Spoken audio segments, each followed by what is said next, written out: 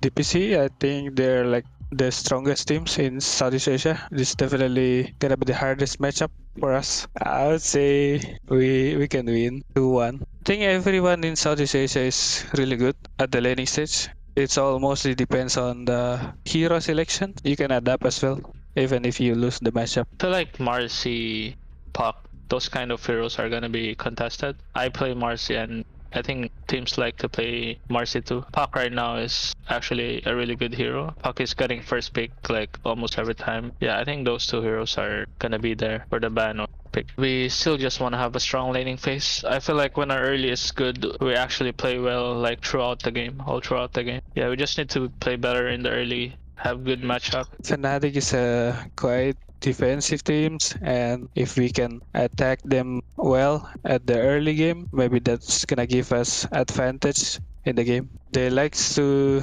defend their map a lot, push the wave creeps, so we will be busy. They will just back to farm. They're quite stable as well, like they don't make a lot of mistakes. That's what they're good at.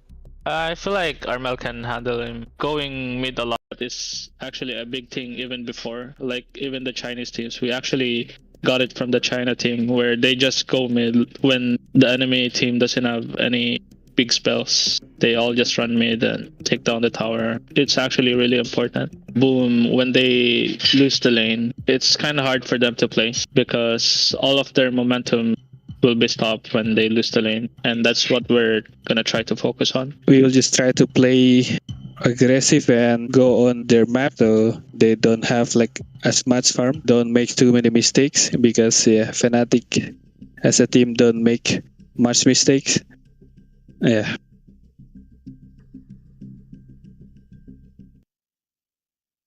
Boom talked about that they had to be aggressive if they wanted to take down Fnatic Fear.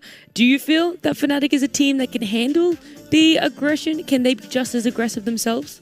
Yeah, absolutely. It depends on which Fnatic shows up. You know, it's the Fnatic that showed up versus SMG and lost. In that series, Jabs had a rough laning stage, and we kind of got to see a lot of teams do talk about Jabs as a player they want to shut down. SMG either knew it or it just so happened to be that way. They really shut down Jabs. His game didn't look great. But other than that, that's the only game Fnatic have lost. And most of the time when Fnatic look good, they've been running a lot of Shadow Shaman on DJ. They've been running the Marcy on him. He looks great on both of those heroes. And they play a lot of like tempo, right? They like to take Roshan early. Like they have a lot of push. And they've been playing a lot more methodical as this tour has progressed. So that's something to look out for them. Look out for like the Juggernauts, the Shadow Shamans, like even the Dragon Knight, these type of heroes that can just group up, take Roshan, and go from building to building. Well, Sheep, what do you feel about Boom, the team that is going to be coming up against Fnatic? Are they going to be able to pressure that off lane enough, or are they going to maybe have to turn focus elsewhere? Of course they're going to be able to. Now, this is Boom. Not only is it Boom, but it's the old Boom. Boom is back. Tour 1 Boom. This is back, the baby. FBZ Mars Boom. This is the Yopaj First Phase Ember Dumpstering Games Boom. This is the Boom that has just a whole load of fighting and brawling. None of this new meta shit. We don't care anymore about Dawnbreaker. Who cares about that hero? I mean, we might care about that hero. They Maybe do a little bit, a little bit. But like this. They're kind of going back to the drafts that made them work. They are an aggressive team. They link up FBZ with Yopaj. They run the map and they fight and they kill and they win. That is just how they dominate. They have their supports help their mid player take off. Like they are playing so well. When they played against T1, like they recognize, oh, Cuckoo, he's an important part of this team. Everyone knows that. So what does Yopaj do? He runs to Cuckoo's lane and he kills him. And that is how they do it. I think they're just gonna play the exact same way as always. Like when they're at their peak with their aggressiveness, like they always do really well. But like Fnatic, looking at this matchup in the past, they have lost a lot. Like giving it to them, it seems to be like a hard team matchup for them. And I would really love to see them like learn from those past series and actually pull out the W this time. Yeah. I mean, last tour, when these two teams faced off during regular, Boom got the win, and they forced tiebreakers where Fnatic actually took the win, which forced them into first place overall. It was very so sad. Last tour it was a 50-50 when they faced off against each other. Yeah. This tour, probably, you know, it could go either way. I believe. You have full faith. You're full all faith in for the major. For the major, baby. They talked about heroes, which is something I want to talk about just before we jump into Game 1 draft. They mentioned the Marcy and the Puck. They're going to be really highly contested heroes. One, do you both agree with this? And two, what are some other heroes that you feel are on the same sort of level as Marcy Puck for contention? Have we seen one Yopaj Puck? He can play it. He can, just, but they don't like the first Ember. phase, The right? Ember is, I think, more I mean, comfort. Armel Puck, I know about that. Yeah. For sure. I think Fnatic is talking a little bit more about their hero pool. Mhm. I mean, it's DJ. Like, I've seen a couple of his interviews here. He mainly focuses not so much on the opposing team, as more focuses on himself and his team. But he might be reading too much into this Puck being something Boom really wants, right? But it's something that they probably want a lot for Armel. So the Marcy for sure. I mean, like if Marcy either looks really OP or it looks kind of mediocre, honestly. But the good teams make Marcy look OP for sure. Yeah. I feel like we felt that last series with Polaris and T1 both picking up Marcy. But I mean, this is, by the way, just from my boys out there, Skem is back. Mushi relegated to the Back to coach retirement. position. Yeah, yeah, sad, Mushi's very back to just upsetting. coach. Yes, that's He right. did pretty well with them. But yeah, Skem's back. Talking about Boom's like hero preferences, you know, they don't highly prioritize the Puck, but what they do really like, they've been playing a lot of Lifestealer this patch. For Jackie, they've had like a lot of success with it, making it look really good. Skem's Sorry to been cut playing you a off, lot but of what is Clockwork. Yopaj going to play versus Puck? I've seen him No play Ember. DK in the past. Not that I really want that, but he's played it. He's played Death Prophet this patch. We saw him pick it for the first time in like a long time this tour, and we were like, oh, well, I mean, FBZ has been playing it as well, and he usually like dominates his lane when he plays the DP. Yeah, I was just curious on what Yopaj's responses to Puck are, and they picked two of them. He could play either of these, right? Yeah.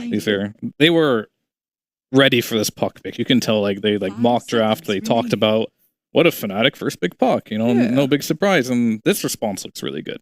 Honestly, it looks really good. It's so nice. It's so nice and it's so flexible, and it like really dissuades a lot of stuff too. Like you put some melee carry in the safe lane, FBZ will be like, "Yeah, I'll take that DP." I love that Undying pick too. That is such a good Undying pick. Yeah. Yeah, I mean, neither of these heroes hit Tombstone particularly well. And if there's a well-placed Tombstone, like on a high ground, for example, Death Prophet gets guided. Like, she does not want to run into that team fight. And Tiny has the same issue. Well, Tiny's also a strength hero, so he can't lane very well first Undying. But this gives them really good team fight, gives them, you know, that Roche we talked about, Fnatic love to do. They like grouping up, they like playing methodical Dota this tour. And that hero is like, give a team a reason to pick Undying, and it can look really good. And I think already both teams are showing some top tier drafting. You know, normally I'm sitting here saying, I don't like that. This doesn't look good. This doesn't make sense. But now you like everything. This is good. This is good drafting. Both teams have good responses to what they're seeing. Is it Fnatic that's the team that's been playing a lot of Undying in general? I think so, yeah.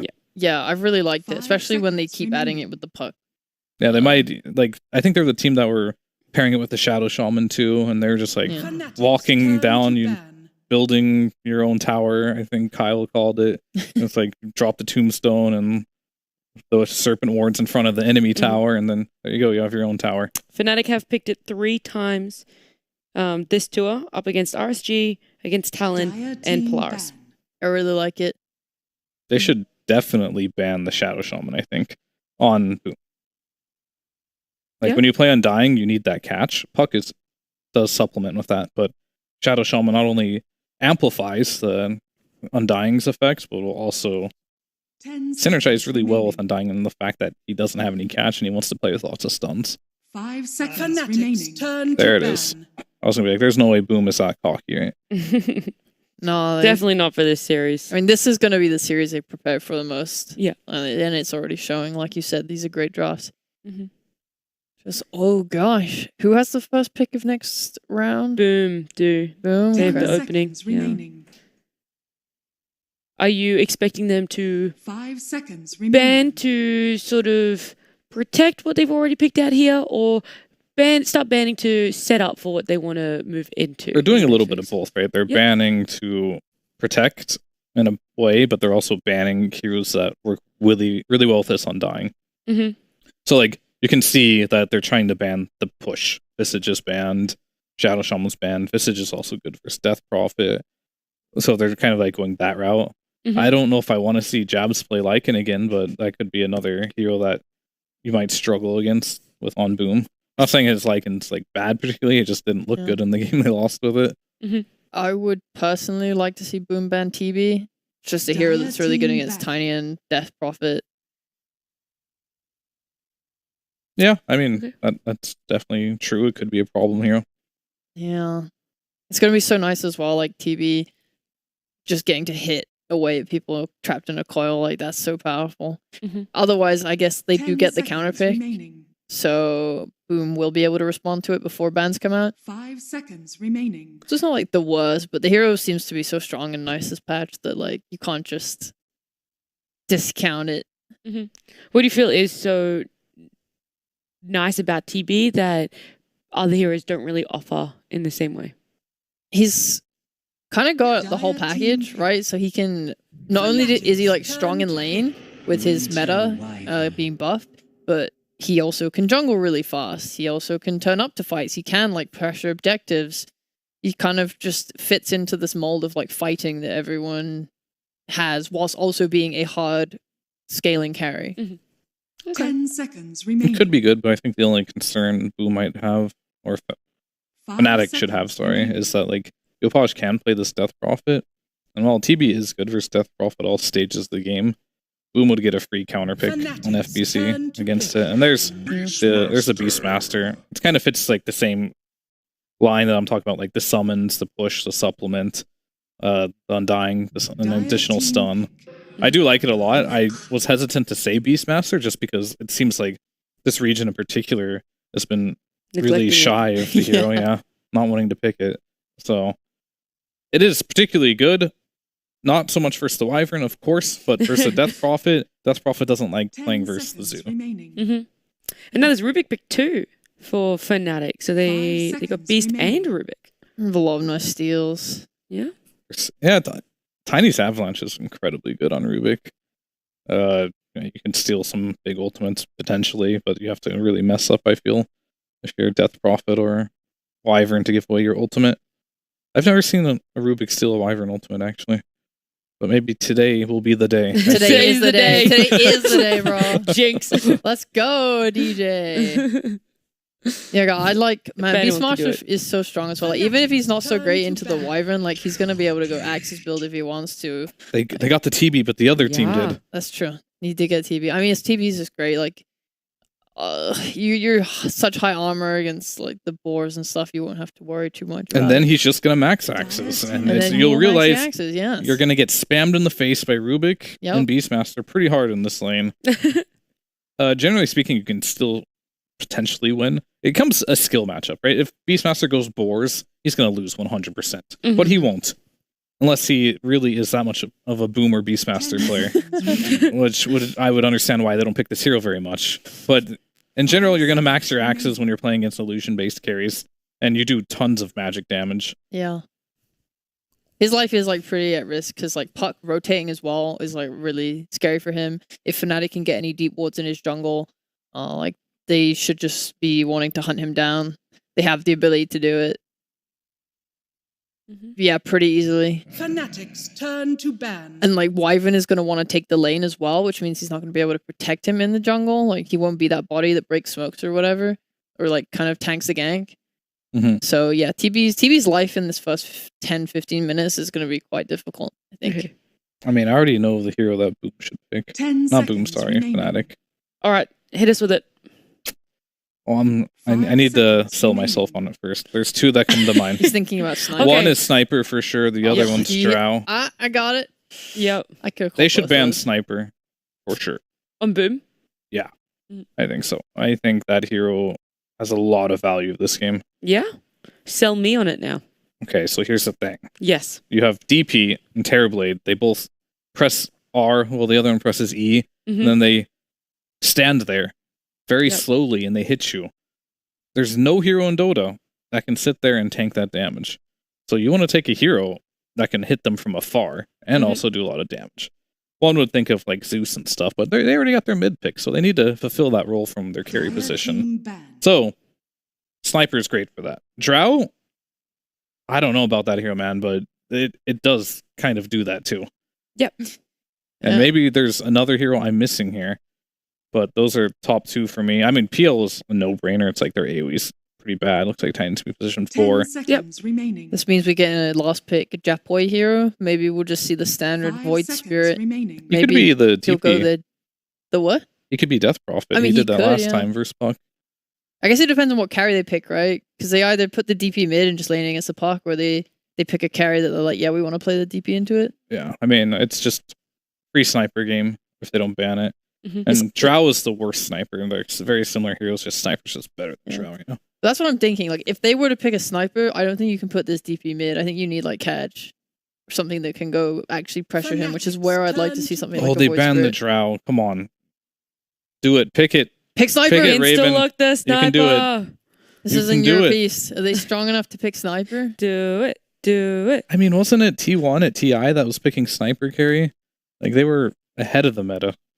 They Too were almost ahead. too far, yeah. They've gone in a circle and now they're just gonna pick something really boring.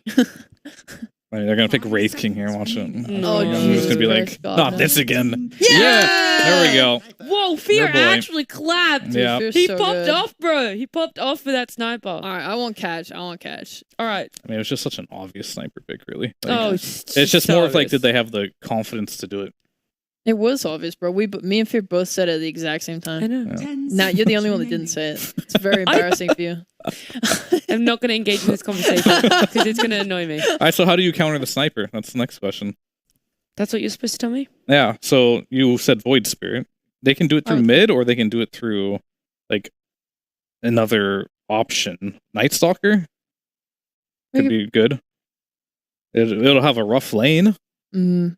for sure. I mean, Lycan, I thought of that too, but then you have got 0 stun Lycan lineup, and that feels really bad. I feel like Clockwork so many offlane? melee offlaners get bullied so hard by sniper with the shrapnel, and you have an undying. FBC clock or what? Are we doing that? Bro, what? That sounds terrible.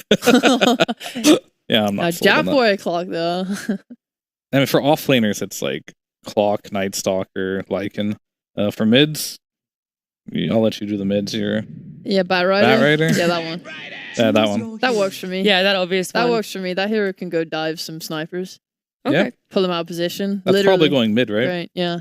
Mm-hmm. Yeah, We'll we'll see. let the players pick the heroes that they're going to... No, I'm going to pick for them. Oh, okay. Okay, got go it. ahead. will go All right. mid. Okay, please continue. And while you do, we're going to bring in our casters, Mike and John. Hi, guys. It feels like forever since we've seen you, Mike. So I'm going to let you speak first about these two team lineups. Need your predictions.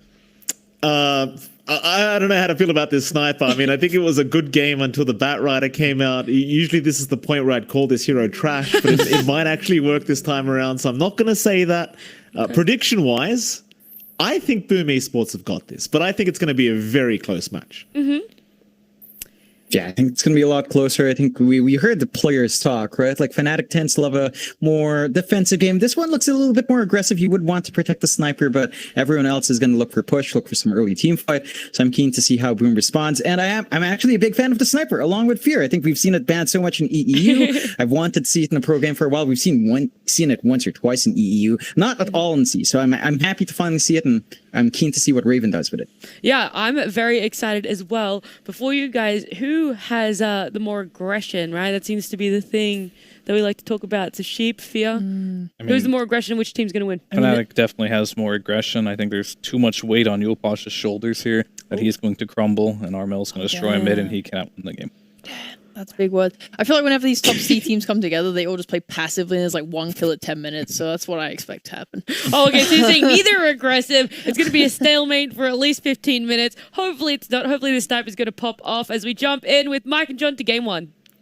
Oh, thank you so much, Nat. We do get into game number one. Jonathan, such a hype matchup here between Fnatic and Boom Esports. Of course, if Boom Esports pull off this win in this series, Jonathan, they are basically guaranteed a major slot in Arlington. So big, I suppose just big things on the line here for Boom. Fnatic, though, also huge things on the line, Jonathan. They've got to try and pull off this series win to force tiebreakers. They do not want to give Boom the easy road to the major. And naturally, all these teams are still fighting over those major slots. Nobody's qualified yet. Jackie already having a bit of a chat here to Jabs, and well, sadly, John, we do not have a translator for Thai. Unfortunately, no. I do not have that much comprehension for languages, Mike. We will assume that they're just saying good luck to each other. Right. That is my fan fiction now, my head canon here. I'm keen to see what happens out. Again, you've got some rather different draft from both sides. Maybe Boom sticking more to the book with what we tend to see, like Jackie Terrorblade. Haven't seen too much this tour, but something that he played a lot on, especially on his time in Motivate Trust, of course. So it's just one of his stable win conditions. The Yopaj mid bat, again, once or twice you've seen it recently. He hasn't played it as much. I think maybe a little bit more on his time on Neon, but we know he can perform in that hero. I like the turn Fnatic's taken on their draft, though. I love seeing the John Newell Undying. It just feels like a really good Undying game. You don't have any big heroes to clear out that Tombstone.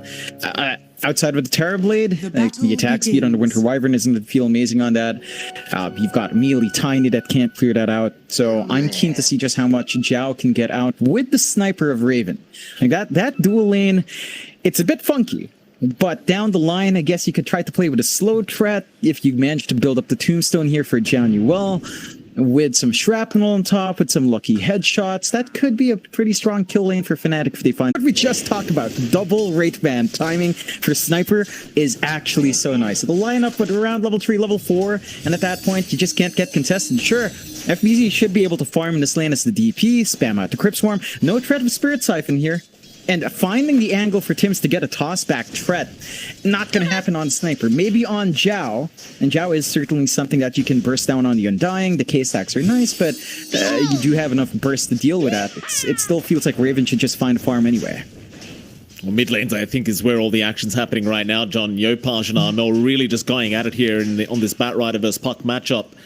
It does seem like Yopaj, I mean, Fee kind of talked about it. There's a lot of weight on his shoulders to be able to set a tempo in this game and not allow Fnatic to just run all over Boom here.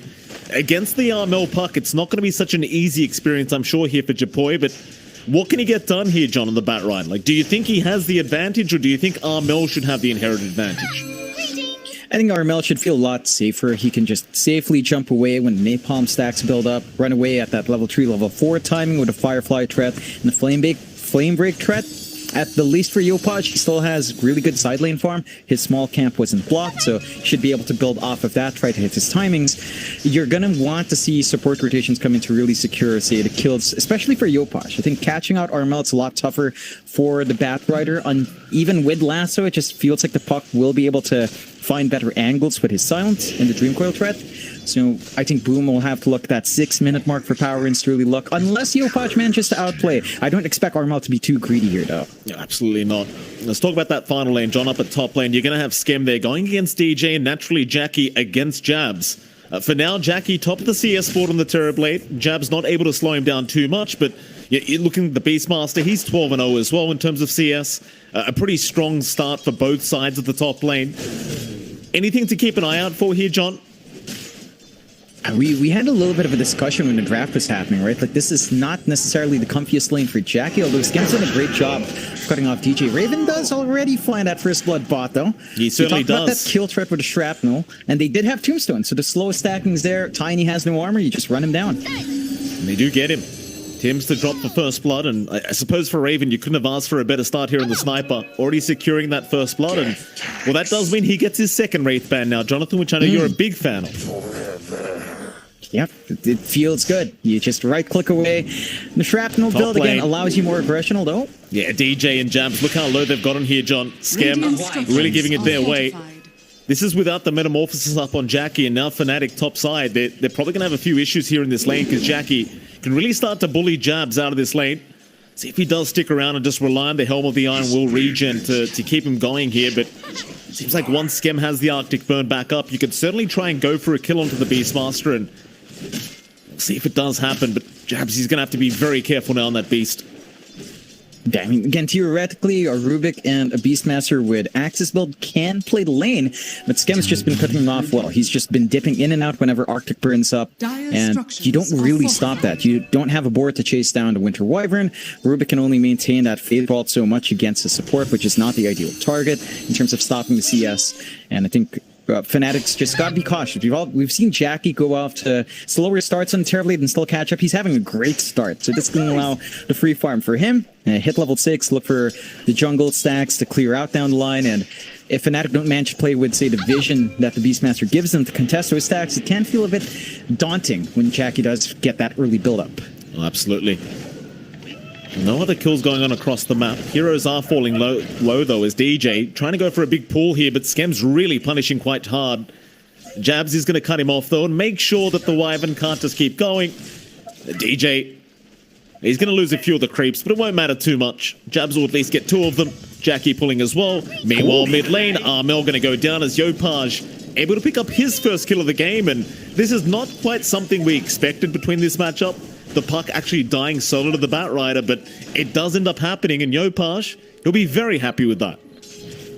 It's just one of those things with Bat. If you do get into a drawn-out fight, you feel confident in your mobility on the puck. If you overextend just for a moment and don't have that orb buff, it's very easy to punish. And Armel does overextend at level 6 up on Yopaj, is forced to reset at the fountain, but he'll come in with a threat of lasso. He could look at side lanes as well if he wants to be aggressive. And Boom's off to another strong start. Getting aggressive bot, not able to find a connection. And they drop the tombstone, and nothing really comes out of it, but I suppose you kind of protect the tombstone anyway. Kind of hard to go after that tombstone as FBZ. Like, against the sniper, you probably don't want to even bother. Top side, Jabs now in danger. Yopaj going to go for the rotation. Secure another kill for himself here on the Batrider. And a very important one at that. Slowing down Jabs, slowing down the Helm of the Dominator timing, and of course, slowing down the Helm of the Overlord timing. But to be fair to Jabs, I believe he may have bought some of the components for the Helm of the Dominator, but you get my point, John. It's all about slowing the Beastmaster down. Yeah, just prevent that early momentum come in, prevent that early push threat from the Beastmaster from coming out, and it's already really kept down. Jab's still at level 4, already at 5.5 here for Jackie. Yopaj making great rotations on the map, giving some space for Tims now to soak on that mid, and getting some jungle creeps for himself. Some nice big stacks built up by the Winter Wyvern, not scouted out by any early Hawk movement. And that's just getting even more flash farm for Yopaj. Going to hit that timing onto the travels, and once that's up, he's just going to be able to work his way around the map, clear out creep waves, go for the chase. Hasn't even used lasso, hasn't even leveled it up to level 7. Just been very confident with just the Firefly. It just doesn't seem like he needs it right now. I wonder as well, John, while we have a moment, like, how do you feel about the Sniper versus TB matchup?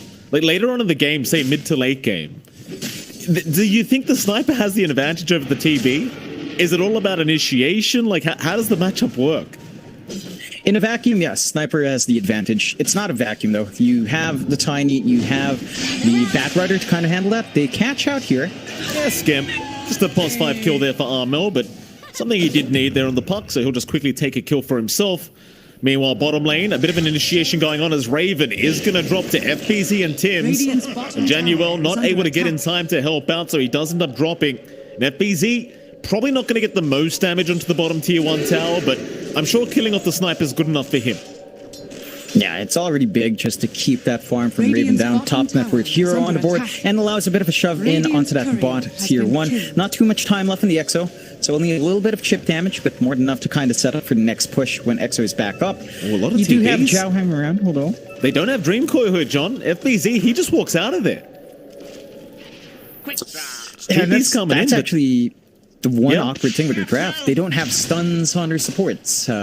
They really don't. They have the left back. DJ didn't show up, doesn't have a TP on hand, so they can't keep anyone locked in without that big Dream Coil or the Roar or the Assassinate. So it's a little bit harder if you don't manage to line up like that. I think you're going to have to see DJ. He has been active. He's been rotating around mid, just didn't have that time to go down and punish. And again, Boom's just happy. Chip damage done. Next EXO in a minute 20. That'll line up with that bot tier 1 push. Jabs should be able to try and make something happen up top. He does have his full Dominator up, so you could go for the 1-to-1 trade, but you have to worry about that added aggression from Boom. Fnatic, though, going for a smoke play here. Well, here we go. Top lane. They've really got to try and deal with Jackie. TB just kind of free farming this whole time. Mel trying to sneak up, but Jackie, very good game sense and a very nice scan from Boom Esports. Actually scout out the smoke that was committed by Fnatic. They are still going to be able to set up for the top tier 1 tower, so there's no real problems there. Jabs will take care of it, so you still get something out of this, but you definitely want to try and find Jackie here on the TP as, well, they will run into him now. Mel fighting over the bounty, but Skem does manage to pick it up himself. That'll be about it. Mel, I mean, he's got the information, but whether you can actually infiltrate this dire jungle or not, it's another story entirely. Is Mel He'll chase down Skem for a moment. Keep in mind, you don't have that level 6 on the Wyvern yet, but Armel, he's taking a bit too much damage. The Avalanche is going to connect, but Armel, he'll draw to away just in the nick of time. He'll be okay for now. They stick around thinking about trying to reinitiate here, Fnatic. It's still a very risky team fight, though. And in fact, the neutrals! Oh, boy. They stunned him! The Ogre Smash! Yeah, I mean, you can see that pretty nicely. Armel playing a little bit on the edge, gets punished. Not a kill you expect Boom to find. Wow. But the clump up from Fnatic, it really doesn't pay off. The only thing they're getting now is space for Raven. He is working that jungle. He is working into the Maelstrom to accelerate that jungle farm, but it's back. Again, despite having what looks to be a little bit more of an aggressive draft, Boom is still playing more aggressive here, Mike. They're just finding these kills. They're working their defensive positions even then on a more aggressive angle. And Fnatic just aren't finding much. They find the top tier 1 sure. They're getting some farm out as well on jabs, but they have to be careful. Yeah, mid lane now, Yopaj. She'll be forced to lasso for the Undying, but yeah, it's just one of those kills that they just want to take. Already jumped the Tombstone there, Januel, but he is going to go down to Yopaj as well, Fnatic now 2-5. Boom Esports still leading the way in terms of kill score and net worth. It's obviously a bit of a slower start here for Fnatic. Might have to just try and slow this game down a little bit and get that farm going on Raven and Armel. For now, though, Boom Esports, they don't seem to really want to slow down too much. No, they, again, want to play aggressive. We heard FBC say that. And, of course, I want to point out, of course, we forgot that little bit of history, right? Yopaj used to be with Johnwell. I'm sure he has no qualms about lassoing his ex-teammate. I'm sure Scam wouldn't mind throwing a curse out on the Undying as well, just to send a message perhaps, or just to say hi to old friends. Oh, as that was the trio before of Neon that really stood out, right? Zhao, Scam, and Yopaj. So that was old Zhao, though, right? That was that was without mullet Zhao. You know, this is mullet god Zhao now. Different guy. That is fair. That is fair. He's now Australian, as you would claim him, Mike. And no, I would accept that. Although Tim's missing out in the Avalanche. Again, puck a bit harder to lock in. 2-5 game state right now. 11.5 minutes in. You are still number 1 on Raven. So your sniper is still finding that build-up that you'd want to see. He doesn't even opt for the assassinate up, looking for any opportunities to find kills. Just focus in on the farm. Maelstrom up into the Dragonlance next. But again, Boom just constantly aggressive. They have travels on Yopaj. Tim still away from the blink, but just having that threat of the high move speed Batrider with no stunts to threaten means Jabs. you can just run around and look. Jabs is in trouble here, John. Toss in onto the Beastmaster. They've got him. There's no way out for the Beast. He'll roar up as well. That's an interesting roar to commit there, John. I'm not sure if he thought he could actually commit to the kill with all the units he had. Jackie gets the kill anyway. So unless you wanted to deny it from the Batrider, problem is you just gave it to an even more valuable hero. Like you gave it to the POS1 TB. And that allows Jackie to overtake. And Boom now can maybe line up for a bit of pressure on mid. Fnatic are clumping around a lot of heroes, so they wouldn't want to give that away. But the EXO is ready from FBZ. So you could try to make a play. FBZ is also very close down to that BKB 12 minutes in. Like, that BKB timing is going to be key. We've seen his offlane DP before. Once that BKB is up, it tends to be very hard to keep FBZ down. You don't have too many pierces here. On Fnatic, roaring up, the DP might not feel like the best option as well, considering the other threats from Boom's end. So the timings are lining up for Boom with that 2K lead. They're making great work of the map. They're forcing Fnatic to play more defensive despite maybe having a draft that you could call more offensive. They will go for a smoke play now on Fnatic's end, though. See if they find something. Well, very important for Fnatic here, John. They are 3K behind. Raven's still farming like an absolute champion on the sniper, but you do need to get some kills going with this style of draft. And, well, they are going to try and move into that dire jungle now. Problem is, Boom are not there. They're across the map at the moment. Skem's in position to break any smoke coming into that dire triangle, so chances are you aren't going to find anything either that way. They'll have to go after Skem. There's a nice green call though from Armel. He'll lock down 2 of them. Yopaj is going to be fine, but Skem does go down as now Armel is going to be chased down. Lasso is there. They held down the puck, but can they get him? Armel's been silenced up. He cannot make it out. That's a great trade once again for Boom. You give away your POS 5, but you get a POS 2 for your trouble. Still Fnatic. They are going to pressure the mid tier 1. So they get a bit more out of this. It's a very important tier 1 tower to take, and they will take it. It's just a hefty price they have to pay. And you love talking about this in other games, right? You've already gotten value from your top jungle. It's still a great tower to take, but Jackie's already farming elsewhere. He's working that bot jungle anyway. He's not under threat. Losing those resources up top. He's well protected with a nice ward. There are some forward wards from Fnatic to spot his farming patterns, though. So it is still punishable. He is looking for a flank, but again, is spotted out. Does have the full manta up. So the threat of Puck Silence, at least, is not going to be putting him down. And that's just a little bit more stats for the Terrorblade to play with. Start to farm up with those illusions as well. Fnatic have to find a way to catch Jackie. They got that smoke rotation up top. Scam drew some really good lines, knowing the angle Fnatic would take. And now with their tier 1 down, they can just group up for their own trade. Exorcism ready, Metamorphosis pop. They have to find a way to angle in here for Fnatic to stop this. Here we go, mid lane. They're going to have to try and force a fight here, Fnatic. Hawk Vision is going to give them a slight advantage in terms of information. And now the Tombstone is going to be dropped, but who's initiating? Where's the coil? They'll go after FBZ first. They're trying to burst down the DP as Yopaj. He's going to move on to the Undying. FBZ, he's surviving, but no, the Fade Bolt is going to take him down as now they go for a bit more. Onto Skem, they'll get the Wyvern. Not a bad team fight whatsoever here for Fnatic as they'll even find Tims on the Tiny. That'll be a third target to go down as Armel will hand the voice line over to his ex-teammate Tims. And with that, boom, they will lose the team fight. They will not get the mid-tier 1 tower, and Fnatic playing a very good defensive game once again. Yeah, I think for Boom, they tried to push that advantage. Respawns are short. There's enough time for Fnatic to come back in. They don't have that full BKB and FBZ. Only about 100 gold away now. If they hand that BKB, all that control into FBZ would be moot. And, you know, the Spirit Vessel wouldn't be a factor. He'd just be able to stand around, Spirit Siphon up. So maybe just wait for that spell immune heal, though. Yeah, DJ's going to try and survive through this. You've got the lasso up if you need it, but Yopaj certainly doesn't. He'll just save it for another day. That'll be the 6th kill already for the Bat Rider. Yopaj goes 6-0-1 in this mid-bat. Very, very good game for him already. Very nice kill score as well, Jonathan. 6-9 here between Fnatic and Boom Esports.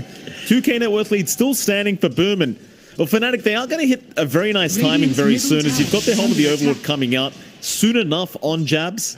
It is around the time where I think you want to group up and start smoking and taking objectives once again.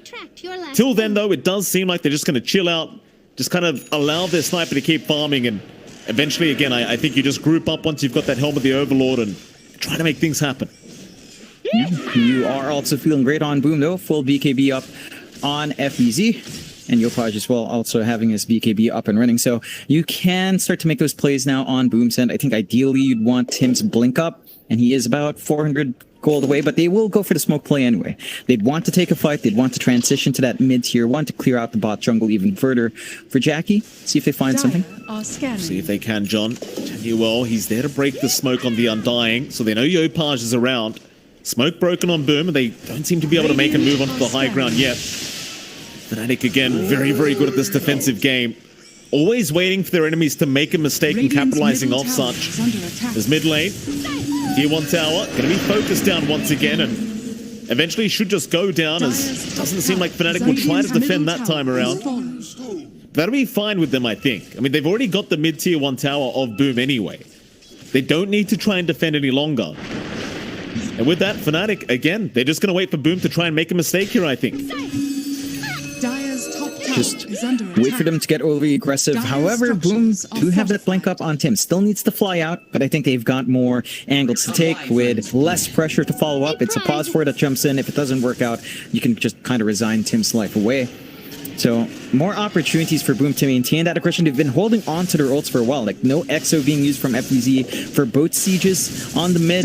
So, still possible to use in a big team fight. Jackie's still free farming down bot. Still leading over Raven by quite a good margin. That is where the Terrorblade can shine. Using the illusions does make more map efficiency in comparison to the sniper. But Raven, again, keeping a decent enough distance between them. Just about 300 gold difference, not the biggest. For Fnatic, you mentioned the Overlord timing. That's going to be big, of course. Already up and running on Jabs. So Granite Golem around to buff them up and strengthen. They will actually smoke up with Jabs and John Yu well. Dragging Raven along as well here. That's very interesting. Raven, though, he does have the Mjolnir up now, John. So he's got plenty of damage to pump out. And they might even think about Roshan. Smoke is there from Boom, though. They are around the Roshan pit right now, so it might be some very awkward timing. Fnatic, they'll get some vision in the Dire jungle. Is this Roshan obvious for Boom? It seems like it might be. Yopaj, he's having a look around with the sticky napalm. He should know now. As he does get lifted up, Yopaj in big trouble. He'll pop his BKB, but he should drop the cold embrace. It'll save him just in the nick of time. Somehow he'll survive as they do move in now. Jackie on a jab takes down the Beastmaster. Genuel, he'll be the next target, and Raven, he gets taken out to Boom. Boom Esports, they'll make the team fight work once again. Eventually, though, Tims and Yopaj do go down, but now Armel will be chased down by FBZ and Jackie, eventually getting away. But Roshan, it's so susceptible for Boom Esports. They've got the exorcism going. They'll try to get it done ASAP. Yeah, exorcism fades. Metamorph still up. A little bit of a screw up in the top fight there. Can they Still do it, John? angle, no dream coil. It's a bit tough. They're going to jump in, Armel. He's taking a lot of damage here. Orbs away to the other side, but Skims on the chase. Meanwhile, Jackie goes down. Oh, Januel picks him up. FBZ, he's going to back up. And now Roshan's getting involved. He bashes up the Undying. Meanwhile, Tims, though, a great avalanche toss combination. FBZ, however, he's going to drop. But can they take Roshan? 650 HP. Who's taking it? There's no Roshan hitters here for Fnatic. They respawn. Raven's running his way down. Yopaj travels onto the mid, but instantly goes onto bot jungle. Boom are giving this up. Fnatic can be able to find that first rush. Cost a lot of lives, but does feel like Fnatic manages to find a trade in the end. Again, a couple of mistakes there from Boom. Winter's Curse, and then instant lasso out from Yopaj onto Armel. If they staggered that a little bit more, you might have been able to find that kill in puck earlier, save your Bat Rider. But it all boils down into that end fight, and Raven does pick up that Aegis in the end. So, equalizing the game a bit here, 10-12. 1K lead still stands for Boom, not a huge amount. Been a very close game so far. Secondary life on Raven does mean an instant jump onto him. Still can get a response out from Fnatic to turn that fight around. And for Boom, it feels like they're going to need a blink on Yopaj as well. Like, just having it on Tims doesn't feel like it's enough. You want to get that instant blink lasso as well onto the puck, following up from the Tiny's avalanche. So Yopaj's blink, 100 gold away. That could signal Boom's second wave of aggression here in this game. And of course, you're also building up into the Shivas now for FBZ. So more denial of sustain, especially on that Undying with a soul rip. But Fnatic, knowing they've got this Roche advantage, will go for a smoke play here. They will try to press the advantage immediately here for Fnatic. Boom. Again, good game sense. They do leave the area. Fnatic, though, they should be able to keep chasing. They'll just wait for the next Hawk to be up on jabs. Your smoke is going to wear off, though, so you might not have a chance to try and rotate to the other side of the Dire jungle here for Fnatic. But they can just keep holding the triangle. It's mid lane. DJ does reveal the position of Fnatic, but the smoke was wearing out anyway. Just takes the Crypt Swarm for himself. Very great kind of farming tool there for the Rubik. And for Fnatic, it just seems like they can group up as 5 and go after that bottom tier 1 tower. There's not really much in the way of stopping them here. Are scanning. Oh, it's a nice scan. Boom Esports. They 4-man smoke, but the scan catches them. So they know they're coming. Fnatic, they can really prep for this next team fight if they wish. Instead, however, they will back off. DJ? No, not quite. Can't get in range. Just checking the wrong side there for Yopaj. Checks right instead of left. They managed to dodge. Just again, a little bit more back and forth. Both sides not quite finding aggression they'd want to. But you are building up quite a little bit more on Jackie in comparison to Raven. That lead has grown to 2K for the Terrorblade now. Fold Scotty up, BKB to follow. Lasso, mid lane, John, they've got Armel. It's a great pick if you can find it, and they will. Meanwhile, DJ being slowed up here with the Eye of Scotty up. The Terrorblade does also get caught out and should drop. Another kill to go the way of Boom Esports as a double will go the way of Jackie. Fnatic, it's back to the defensive game for them. Even with the Aegis up, you are still playing with the POS 1 sniper. He can't afford to get caught out. It's a little bit hard. You've really got to pick the team fights you want. Radiant's top tower. Oh, look at Tims though, John. Look at this Tiny. He'll catch Genuel out. The sniper is going to get to work, however, so Tims is probably going to drop for this, but Skem is going to be around to try and help out with the cold embraces. Yopaj now will chase down Raven, and he saves Tim's life. Just forcing the sniper back as they do pick up Genuel on the Undying. Top tower is under attack. And Fnatic, they'll get nothing for their trouble. Radiant structures just not able to get any sort of aggression out themselves, going back to that defensive style. Now, the one thing for Fnatic is if this does boil into high ground defense at some point, the Sniper is one of the kings of high ground defense, right? Right next there to Tinker to stalling the game out along with the Arc Warden. You can just plink away from a mile off and nothing can really punch you. You can cancel off the blinks of the Batrider and the Tiny, just make it difficult to reach into that backline, providing a lot of room for the Puck to just go in front and play off that distance. So I think Fnatic, despite being a little bit behind, still have a lot of room to work this draft. And on Boom, it does feel like this game can get a little bit tougher as it scales on, even though they have this good lineup. Timso? Yeah, he's been caught out. Mel tipping right away. Really loves going after Tims. It's one of those things with ex-teammates, right? You've always got to aim them down when you have a chance, and Mel will do so. So Tims will drop once again, thanks to the raw setup of jabs. And I do agree with you, John. I mean, with Fnatic's draft, it's one of those things, right? Like, Fnatic play the defensive game. They've got a sniper. Chances are, Jonathan, if you do get into a position where you have to defend high ground, you're still going to be kind of fine because you're playing Pos 1 Sniper. Yeah, you're always going to enjoy that as a sniper, of course. And even the puck can be really annoying and nauseating in those late game scenarios. Like the scaling of the puck's a little bit different. The mobility shoots through the roof, especially once you get, say, an Octarine up, you're all over the map. They're chasing down jabs, don't manage to find the actual hero, will clear out the creeps at the least. So going to have themselves a nice Overlord creep to take if they fully commit, and they should. But Fnatic just regroup up top. So again, just playing the avoid game despite having the ages. I think they understand. Boom are feeling confident now. They've got the BKB timings, they've got the blinks, they've got the Aether Lance on Yopaj to reach further. They know that if Boom manages to jump on top of them, even in a very staggered way, it can still favor Boom for the most part, along with all of that farm and Jackie. So just avoid, work the map, get that build up, get the levels you want to reach those spikes on your sniper and especially on your puck. And just kind of ride that momentum as the game scales on. Make it a lot tougher for Boom to play their early aggressive game. No, absolutely. Again, it goes back to the TB vs Sniper matchup later on as well. And it's a sniper like Raven. He just hits so hard already, even with just the Mjolnir.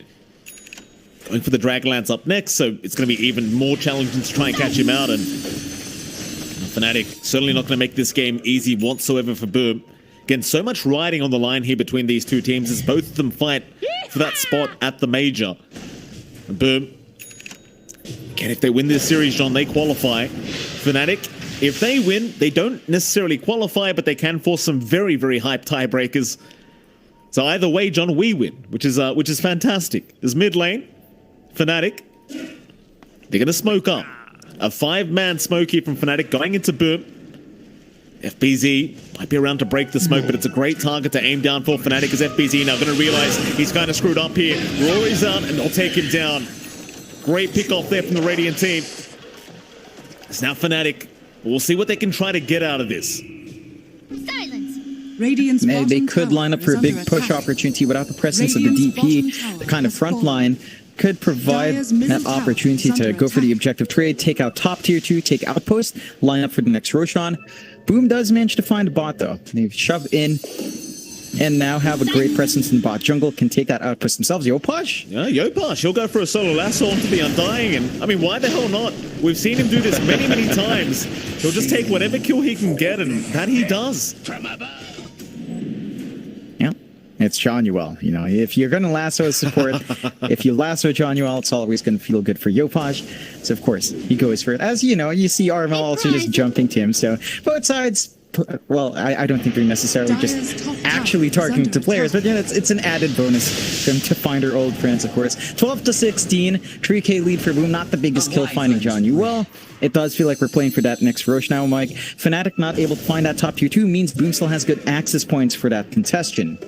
But you have to play into the vision game of Fnatic. We've seen the Hawks from jabs just complicate the smoke rotations, complicate the fights. Oh, Jackie, he's underneath the sentry ward right now. Raven, he might be able to have his way with him as the BKB's up, popped out, but Raven, he's going to TP out with the BKB. Instead, they're just going to back out of there. Fnatic, they do not want this team fight.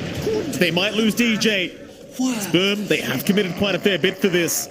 Exorcism was popped by FBZ. You also have the BKB committed by Jackie, so I don't know if they can actually keep going further.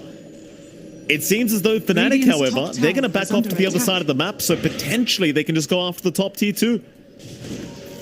They can just go for a flanking maneuver as well. They did pop the BKB on Raven, but as long as he doesn't get jumped, BKB is not going to be a big issue. Like, Lasso's down for a little bit longer here on Yopaj. They'll try to gun for that bot tier 2. Again, opening up the Rosh even more towards Boom's way, as top still stands very safe here for Boom. Roshan is a longer spawn though. 2 minutes left until we see that respawn. So there's ample enough time for Fnatic to kind of work their lanes, get back into a good position, and get some item spikes. Crystal is up for Raven. So the crit stick's ready, even more damage on the sniper as long as he's not jumped. And you've just got to see Raven's positioning. He was caught off guard there, forced the BKB TP out. If he did manage to stand in the back, I feel like that's a fight Fnatic might have been able to take quite nicely, considering Boom's position there. Yeah, absolutely. Fnatic still backs against the wall, but it's only a 5k lead. Roshan's still not up here for Boom, so Fnatic kind of getting blessed here by the Roshan timer as well. They certainly don't feel like they're in a position to be able to force a fight here against Boom at the moment. Just gonna get that vision down around their triangle and try to reoccupy that area. But Boom Esports, they're gonna group up as 5 now. A big 5-man smoke incoming. They are running to the bottom side of the map, but Fnatic has read the movement very well. They do back into the Radiant Triangle and hold that high ground. So it is gonna be naturally hard for Boom to try and infiltrate that high ground now. They don't have the greatest vision around that area. In fact, they have no vision around that area, as it was all de-watered by Fnatic. And so Boom, not going to find really anything. Oh, maybe they can. Armel, he's going to show up at Yopaj. He's going to be slowed up here on the Bat Rider. And that's going to be enough. Fnatic, they know exactly where Boom are now. They'll just continue holding that high ground. And Boom, they'll just need to back off and try for something else. Just play the patience game now. At least take over the bot jungle, get some farm going. Jackie's still scaling up massively, still having that 4k lead over Raven Sniper. Satanic next year for the Terrorblade. Already has the Shadow Blade kind of sneak in and out, and with the gem taken by Yopaj, do feel pretty safe in at least spotting out some of those sentries that might cut off your escape. Oh, Armel. Fanatical though? Oh? He's going to be so careful, Armel. He's playing really on the edge here on this puck. Doing a great job of it though, John. He's getting away every time. They are not able to catch this man as they continue to try. But now, it's all about Roshan.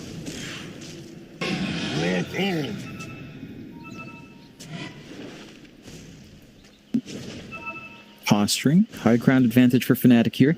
Could try to force, but no one's fully committing for that rush yet. Poking and prodding here, Mike. Not wanting to give that dicey fight we saw last time around that objective. It's just so hard. If you're Boom Esports, John, how do you force this fight? Like, with the Hawk vision that Fnatic constantly has, they've always got somewhat of an advantage with the information that they get given. And Boom know this. They can't just start Roshan themselves. They've got to at least take a fight first. Don't allow Fnatic that opening to try and make the fight go their way. Fnatic playing this very smart, just very defensive, very calculated, and very patient from this Radiant team. No need to rush. Again, you have a +1 sniper. King of the high ground defense. He'll be just fine. Yeah, they can just play that stall game here for Fnatic. 32 minutes in, 12-17, 5k lead still standing for Boom. And I find the caution from Boom admirable in a way that they could also take a really nice clumped up fight, but they expect Fnatic to really stay declumped. As long as Raven's again in the back, you can't get the big curse that you want here on the Winter Wyvern. Such hard angles for Skimp to find to get that spell use.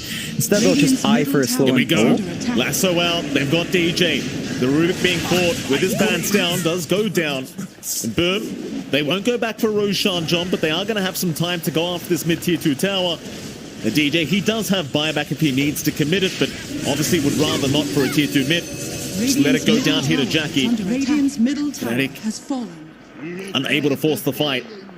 Question is, do Boom try to force Roshan and force the buyback out of DJ?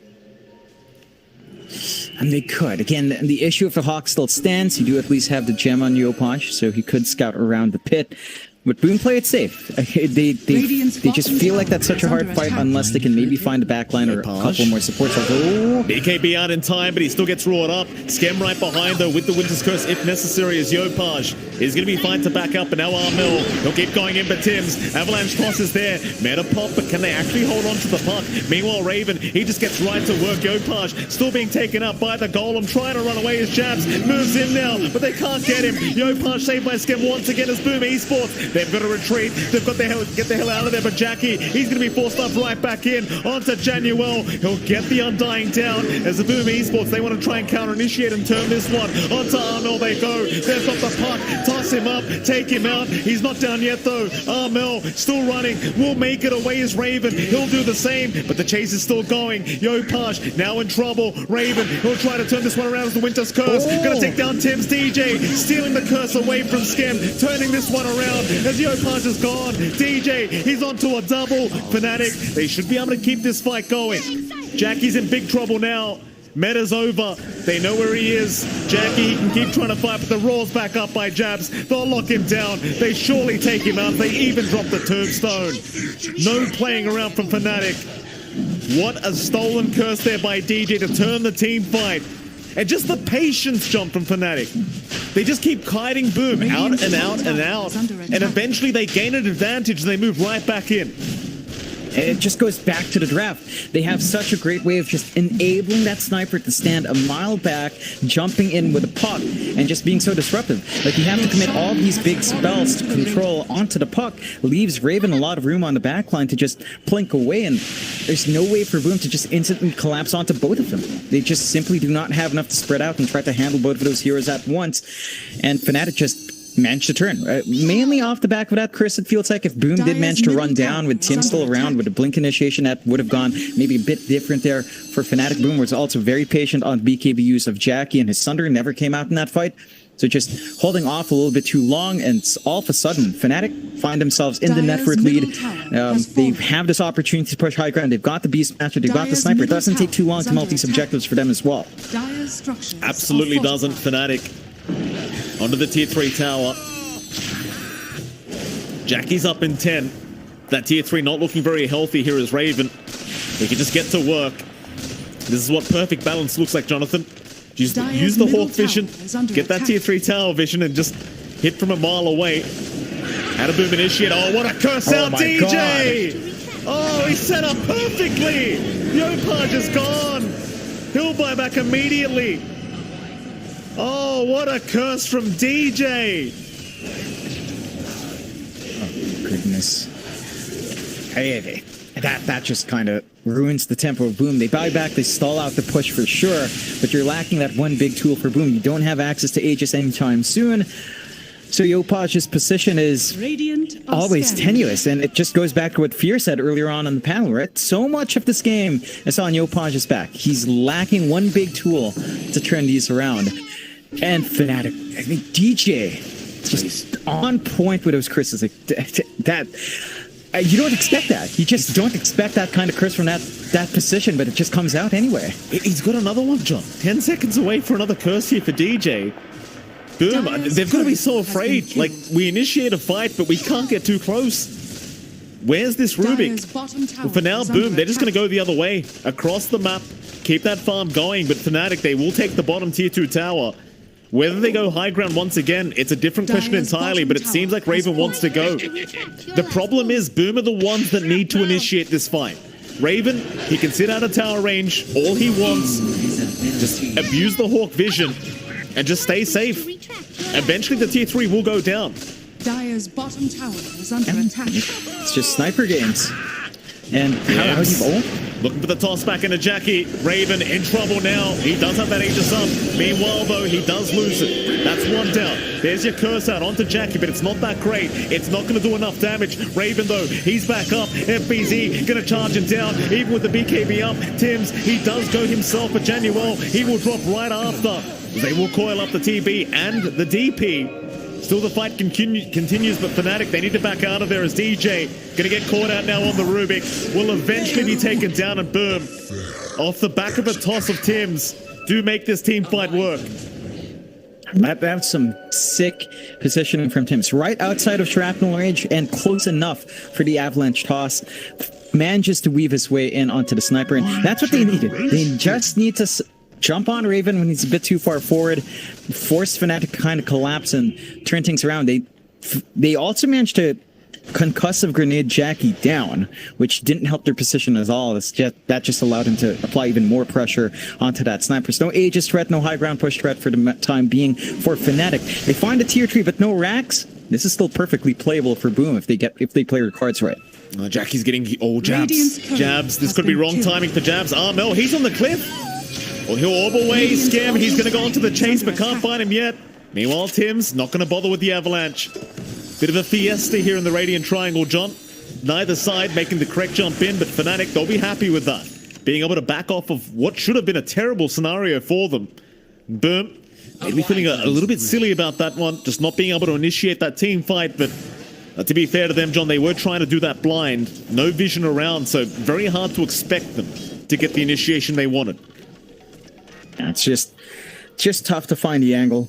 Even if you catch out, say, Jabs, I think you're more than willing to sacrifice the Beastmaster. Again, as long as Raven and Armel are fine, you're still pretty fine. Even Armel might be a little bit more expendable than the sniper. So, Fnatic, again, just back to that defensive game. I think Boom, they need to try to build into the next rush, right? They managed to hold their high ground. They've gotten that first lead back by a small amount. The lead of Jack is just massive now at 8k above the sniper. Silver Edge up along with the Satanic going for the Swift Blink next. He's feeling great. His output is insane, and this will allow him to jump the sniper as well if he finds the angle. But it's all about the next rush. Buybacks were committed from Boom. It's a massive risk, especially if Yopaj dies. That just opens up the game in a massive way. And Boom will have to be a bit cautious. 5-man smoke up, Jonathan. Where do they head, though? FBZ, he's a great target. I believe the Hawk just caught vision of him, so they might rush him here on the DP. He's not that tanky. DJ, he'll go for the lift up. They've got FBZ held down. Roar is there, but a nice Lotus Orb, and now the Cold Embrace. Even the 4-staff away, trying to save FBZ. The CEO of Boom Esports is now. The turnaround is there, or is it? FBZ still trying to decide. Will he back off, or will he go back in? It seems like for now they'll stand their ground here, Boom and Fnatic. They're the ones to retreat once again. It's not the team fight initiation they wanted. They are not going to rush this game. They'll back to the base, they'll get a reset, and they'll try again later. Yeah, that was Roar committed. Not the longest cooldown in the world at this point. So if you have more than enough time to just regroup here on Fnatic and look for another angle. And Boom, as this stalls out, they feel a lot better. Buybacks start to go off cooldown. It's still a ways off, but you start to feel more secure. You start to wait for that next rush. And we'll have to see who will fully commit for the rush. Because Boom was looking for that skirmish outside. Didn't pan out their way. Gave the open rush for Fnatic. And they could try to play into the rush first. Have Skem stand back and play around the potential of Curse. Actually have Skem and Yopaj stand back. Play with the potential of Curse and the lasso to kind of put someone out of position, but Fnatic on the high ground is just so hard to pierce. So, and it's a bit of a deadlock in terms of actually taking things your way, but Boom will try to take their turn now in the smoke. See what happens, John. Swiftblink now there for Jackie. Meanwhile, Raven. Hurricane Pike being worked on. He certainly has enough gold for it if he wants, but have to spend all his buyback gold to get it. Big wraparound here from Boom Esports.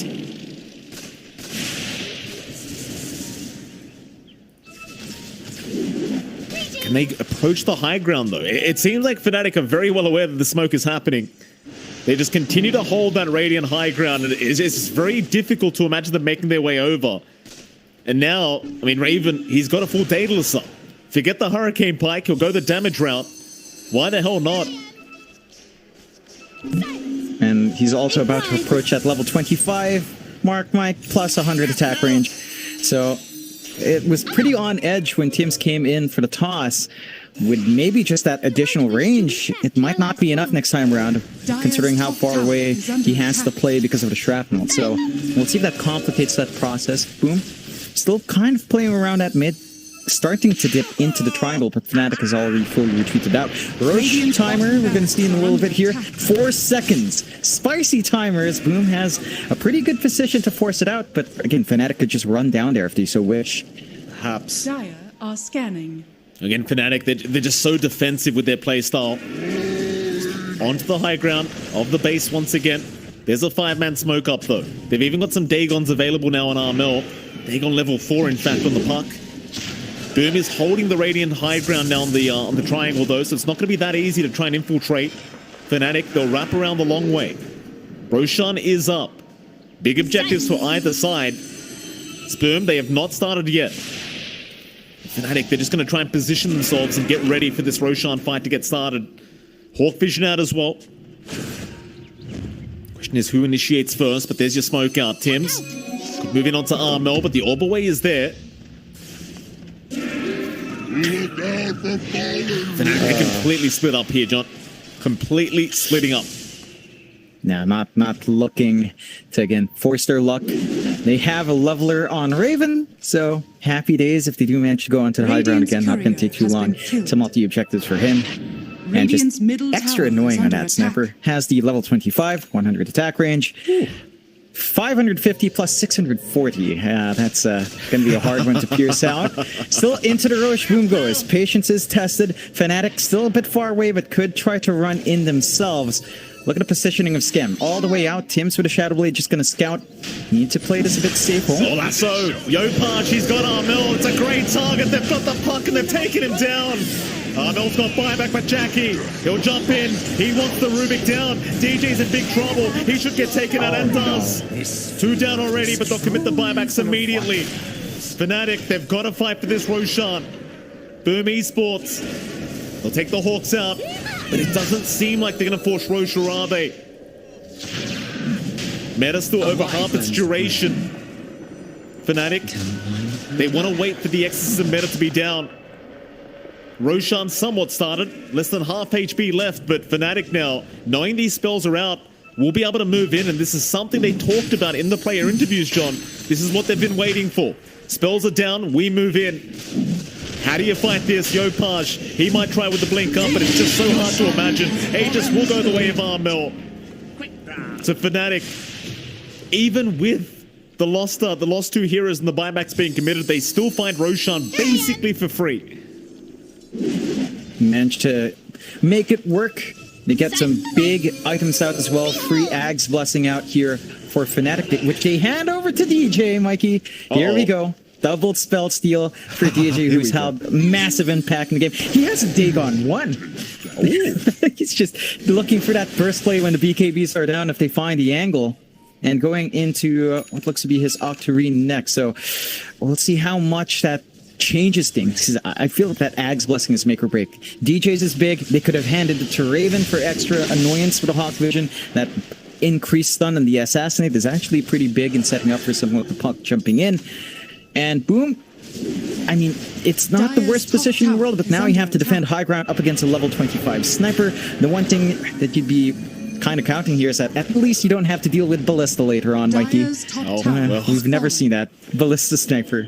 Wouldn't that be fun? That was the good old days. We got to see it once, didn't we? It was Ballista Arc Warden, I think you and I got to see. Yes. Yeah, it's always Arc Warden terribly that time. And that was Jackie on a lot of those Arc Wardens and the Terribly. It's both of them. But it's always Jackie. It was back in Motivate Trust days. I remember that he got the Aghanim Scepter on the Arc Warden back when you used to spawn the power runes. And he got a Ballista. And then he ended up digging up a double damage and an Arcane rune immediately. Oh, good old days. Yeah. Balance. Thank goodness for both sides. You don't have to deal with that. Just imagine high ground defense up against a sniper with Ballista. I don't know if you even want to play that. You know, it's like I wouldn't. You wouldn't want to play that. I'm sure Boom would find a way, but most players would just like let's just go next, guys. This is not nice. No, certainly not, Jonathan. Still, I mean, Boom, they have not found a way to go high ground yet. Fnatic, if anything, are the ones that have gone high ground here. Is Boom. Very patient. Skem getting assassinated here as Armel just completely blows him up. Dagon is out, but Jackie, he's going to try and force the fight now with the fear out onto the puck. Maybe they've got him. Armel, that's the first life to go down. Lincoln's broken from Yopaj, but he committed the lasso for that. Armel, he'll go for a call out into FBZ. FBZ's forced to fight this one out. Onto Genual they go. Meanwhile, Jackie onto Raven. They've got the sniper. He'll knock his way out of there as Armel. Dagon's down another. More buybacks being committed here from Boom Esports, but Raven just gets right back to work, and FBZ Gonna have to be saved here, but Armel looking for that Dagon. Off cooldown very, very soon. The Jackie right back in. On a Jabs, he wants that Beastmaster. Yopaj will move in as well. A nice knockback from Raven, but they're going to lose Armel a second time. No buyback available. Now the curse. They've got the sniper. Raven, he needs some help, but he's got nothing. He's got no help around. He'll try to knock himself back, but Skem, he's set up everything here on the Wyvern. Skem Dota is setting up everything here for Boom Esports. His Janual goes down as well. DJ, he'll TP out. John, even with the Dagons, like these cold embraces from Skem, they are just so hard to deal with. It's so hard to deal with. I'm just having giggle. Look at DJ. little terribly. You really see that. He did manage to steal it. He got the win because Chris didn't have the angle to jump in and counteract. And Boom, with that huge fight, have this opportunity to shove high ground.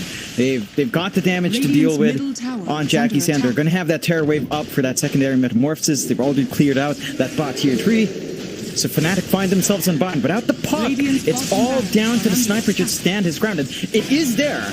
But the one issue for Sniper is his physical damage does not scale well against Jack. Oh, yeah, Posh. He's in, he's got DJ. That'll be your Rubik taken down. No buyback. He has such great deep push from the Rubik, John, but without buyback, he cannot hope to help out as Yopaj knocking back Raven, not allowing the defense to happen. Tier 4 towers were under siege, but Boom, they're playing it safe for now. Maybe not realizing the buybacks are not available. It is still hard against a Sniper, to be fair, though. You've got to really just not underestimate Raven. They'll go for the Megas instead. Still 30 seconds without Armel on the puck. Fnatic will glyph up and keep trying, but Skem, he's going to make the jump in. Knock back away from Raven, but the force staff back in onto Skem. Still Cold Embrace is going to save the day as they try to force stuff away here, but Raven, he's been chased down. FBZ, though, jumps in, but a bit too early. Will get himself out of there as Raven. He does not have detection. Jabs did, but was too late. And now Megas are up. Boom Esports, they've achieved the high ground they wanted. And Fnatic, oh John, it's happy defense time. It's happy defense time. At the same time, they couldn't go for tier 4s because Raven could actually hit them from Fountain. How do you stop a sniper from just spamming shrapnels and hitting you if he's standing on the Fountain? Are you really going to Fountain dive him just to try? I mean, that actually might be the play you have to make with your Tiny, get the toss back there. The defense game kicks in fully for Fnatic. Mike playing against the Mega Creeps. Going to be a bit tough. Double damage is found by Jackie. First with a bottle up. So he's going to be feeling great. And has a Moon Shard to eat up here, Mikey. Feeling good on Jackie. Sent fully kitted out with everything he could possibly ask for. Ag's blessing on the Scepter. Not eating up a slot. And they smoke. They don't even want to wait for next rush. They know these buybacks are down for a little bit longer. They can get some good punishment here and try to go for the end game. I mean, with the double damage TB, with the meta up and the Terror Wave up, it's just so scary to have to try and fight into for Fnatic. They're going to try, but you've got 20k net worth advantage between the two POS ones. Jackie's just farmed out of his mind here. Then we go, double damage popped. Who initiates from Boom? Gopaj looking for a nice lasso target, but Fnatic again just hugging the Ancient right now. They do not feel safe. Sentry wards being placed everywhere by Janual as the smoke does end up expiring. Boom, they do not find the entrance they wanted. Instead, though, they do spot at an Arcane Rune. They'll go ahead and take that for Yopaj. Roshan still a while away from respawning, so it seems like Boom, they are not going to overextend. They know Fnatic, they're experts at this patience, at this conservative play. They are waiting for Boom to make a mistake, and Boom are not going to allow it, at least for now. Yeah, just playing their advantage, keeping the lane shoved in, but not going too far out. Take a look at Raven's build-up here, though, Mike. He has the Revenant Scrooge. So projectile speed is up, a little bit attack speed, and of course the active can be nice. You don't have the highest int on Sniper, but it's more DPS on the Terrorblade. Always useful to have.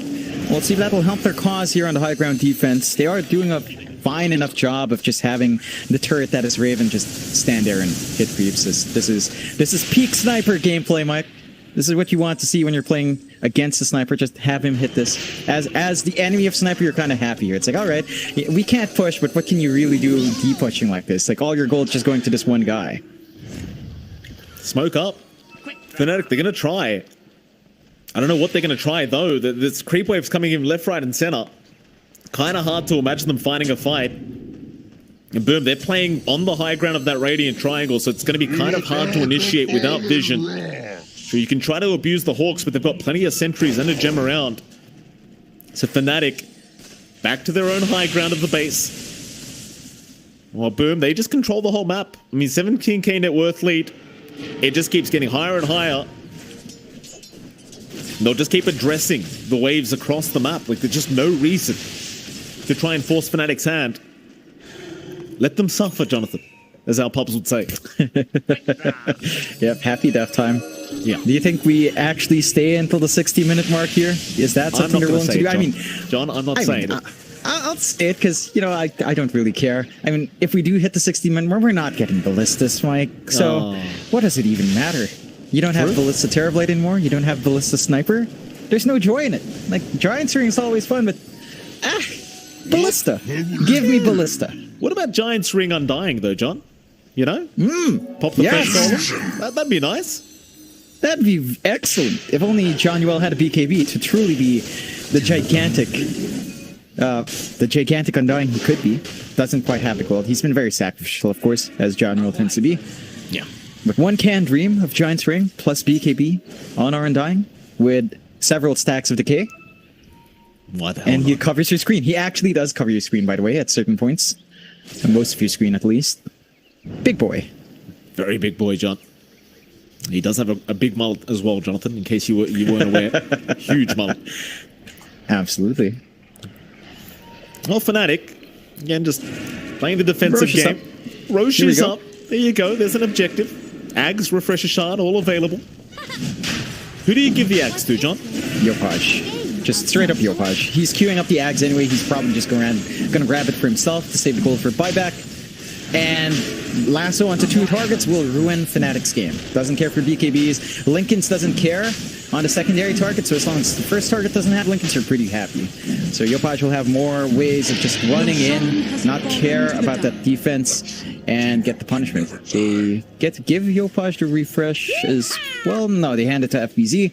So EXO is going to be ready. Double BKB for him as well. No, actually, they pass it back to Yopaj. All right. Double lasso. Well, quad lasso, if you manage to chain it right. And boom, all the tools they need to end this game. But you have to end the game against a sniper. Fnatic will just make this as painful as possible and still look for that turn here, Mike. Absolutely. Smoke up again from Fnatic. Can they actually leave the base is the question. The answer seems to be no. They're smoking up maybe in preparation of a smoke from Boom, perhaps assuming that Boom are coming. And in fact, they are. They smoke up on their own terms now. Tims does show himself mid lane. Mel going to get out of there, but Lasso has caught Januel on the Undying. They'll take him down immediately, but he does have buyback. Tombstone also be taken out here by Jackie. Again, buyback is available, so Fnatic not really panicking too much. It was just the Undying. Didn't want a bigger target than that anyway. You do have a Refresher Shard up on Japoy, so he does have another Lasso if necessary. They just aren't trying to overextend here. Jackie, the only one on the high ground, and he is underneath Sentry Ward vision anyway. Tims. Oh, they refresh the lasso. They are trying to move in. Raven being caught out. There's your fear out, Jackie. He may have got it, but no, the 4-star is there. Lasso is out. Armel, he's been caught on the puck, and that's going to be a huge kill for Boom. Armel, he's got buyback available. It seems like Boom, they might go for a reset. They are fairly low on Jackie. Just pop the Satanic, clear that out.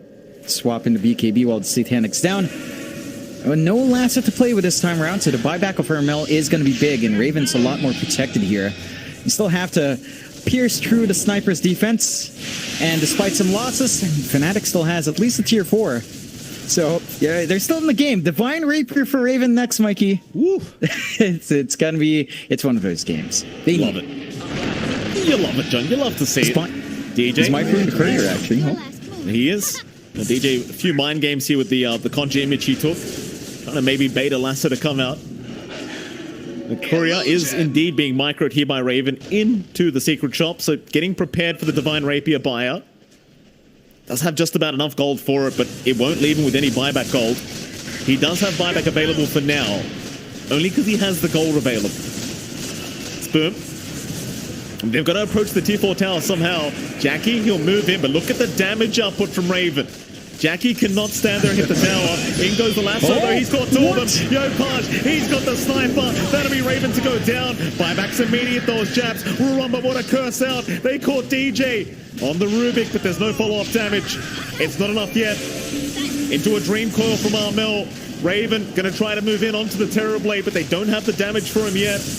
Boom Esports. They forced some buybacks, but they might be forced to get out, reset, and come back another time. And that's exactly what they'll do. I mean, it's a sniper game. I'd say it's just as much happy death as happy push for Boom. So you're just kind of locked in that stalemate. The potential for Boom is a lot bigger. Of course, we saw that lasso out from Japoy. As long as he manages to do that again with these buybacks down, endgame is spelled out for Fnatic. But again, Fnatic just hold. They have an opportunity to maybe even dip outside their high ground now. They can farm back up into that Divine Rapier gold for Raven and look for that angle. Genuel, he's been spotted. He'll pop the Ghost Scepter as Jackie now pops the Fear, trying to go back after the Undying, and this could be a dieback onto Genuel if he does end up going down. He'll try to survive through it as Jackie dropping a little bit too low. They lift him up, but where's the damage output? Jackie, he'll turn around and fight. The man fight against Raven as somehow he's survived, but he has no sun to target. He'll give up the Aegis instead. Meanwhile, Armel in the meantime going after Tim's on the Tiny. As the fight does continue, but where are they going? Jabs, he'll blink out of there on the Beastmaster. In they go, however, the Ancient is exposed. Jackie, he's going to go in with the Fear right onto Raven. He's caught the Sniper. That should be it. GG is called. Jackie makes it happen. As Boom Esports, they'll pull off game number 1 here against Fnatic. A close matchup between the two, but Boom proving to be too good for game 1. And, well, John, it was a very fun match. And again, great plays from Fnatic, but just not enough for this game. Not enough. I love what they did in the draft. DJ just played phenomenally in this game, and so did Armel. He was just kind of setting up, putting his body forward. He knew what they had to do. Everyone in Fnatic knew what they had to do to enable this draft, but Boom was just one step ahead. They found holes, and they managed to break against them, and that was a sick game. That was game 1 of a best of 3 between two of what a lot of people consider the top teams in Southeast Asia. I don't know what to say. I'm just looking forward to what game 2 brings, because that was just maddening. Oh, John, I can't wait for game 2. Of course, we are going to have game 2's draft coming up very, very soon, so don't go anywhere. It is MLP Dota and John X Fire. We are going to head off to a very short break, and right after that break, we'll be back with our lovely panel for game 2's draft. We'll see you then.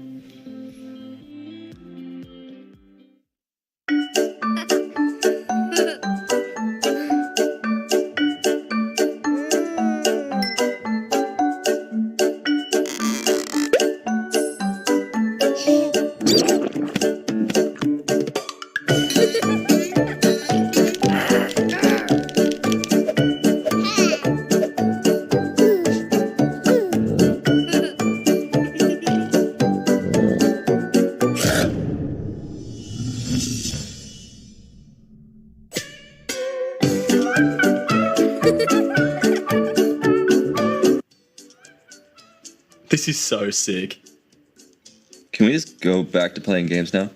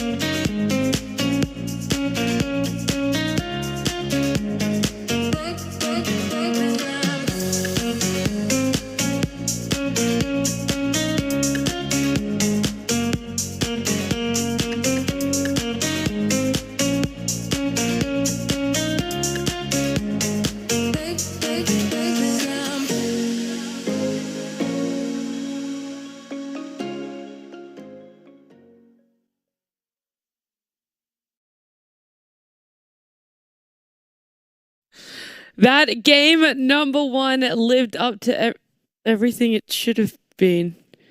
You reclaim my land. Thank you. Okay. Boom, take it. They took that game number 1, and I don't want to say in a surprising manner, but I was surprised at how close it was. The back and forth between Boom and Fnatic with this aggression, with the high ground pushes, and a lot of the Roche fights as well. I don't know if there's a place where you guys... here comes. Hey! Oh yeah, this is the best. He was like so cocky in the jungle, and then just always gets ya. In your sleep. Yeah, you gotta be sleeping to get hit by that. There is one thing I'm hoping that turns up in this highlight reel. That's it. That's it. You said you had never seen Rubik steal a Winter Wyvern curse, and well, wouldn't you have it happened twice this game? Twice this game, Fear. All of them. It happened 3 times. There was a third, but it didn't do very much. It was onto the TB. Yeah. Okay. Well, I miscounted. Doesn't matter. It still happened 3 times. It happened. We said it was going to happen, and it did happen. So we can talk about some of these team fights. Sheep, if you want, like the impact of these ultimates and the sniper up against the TB as it became late game.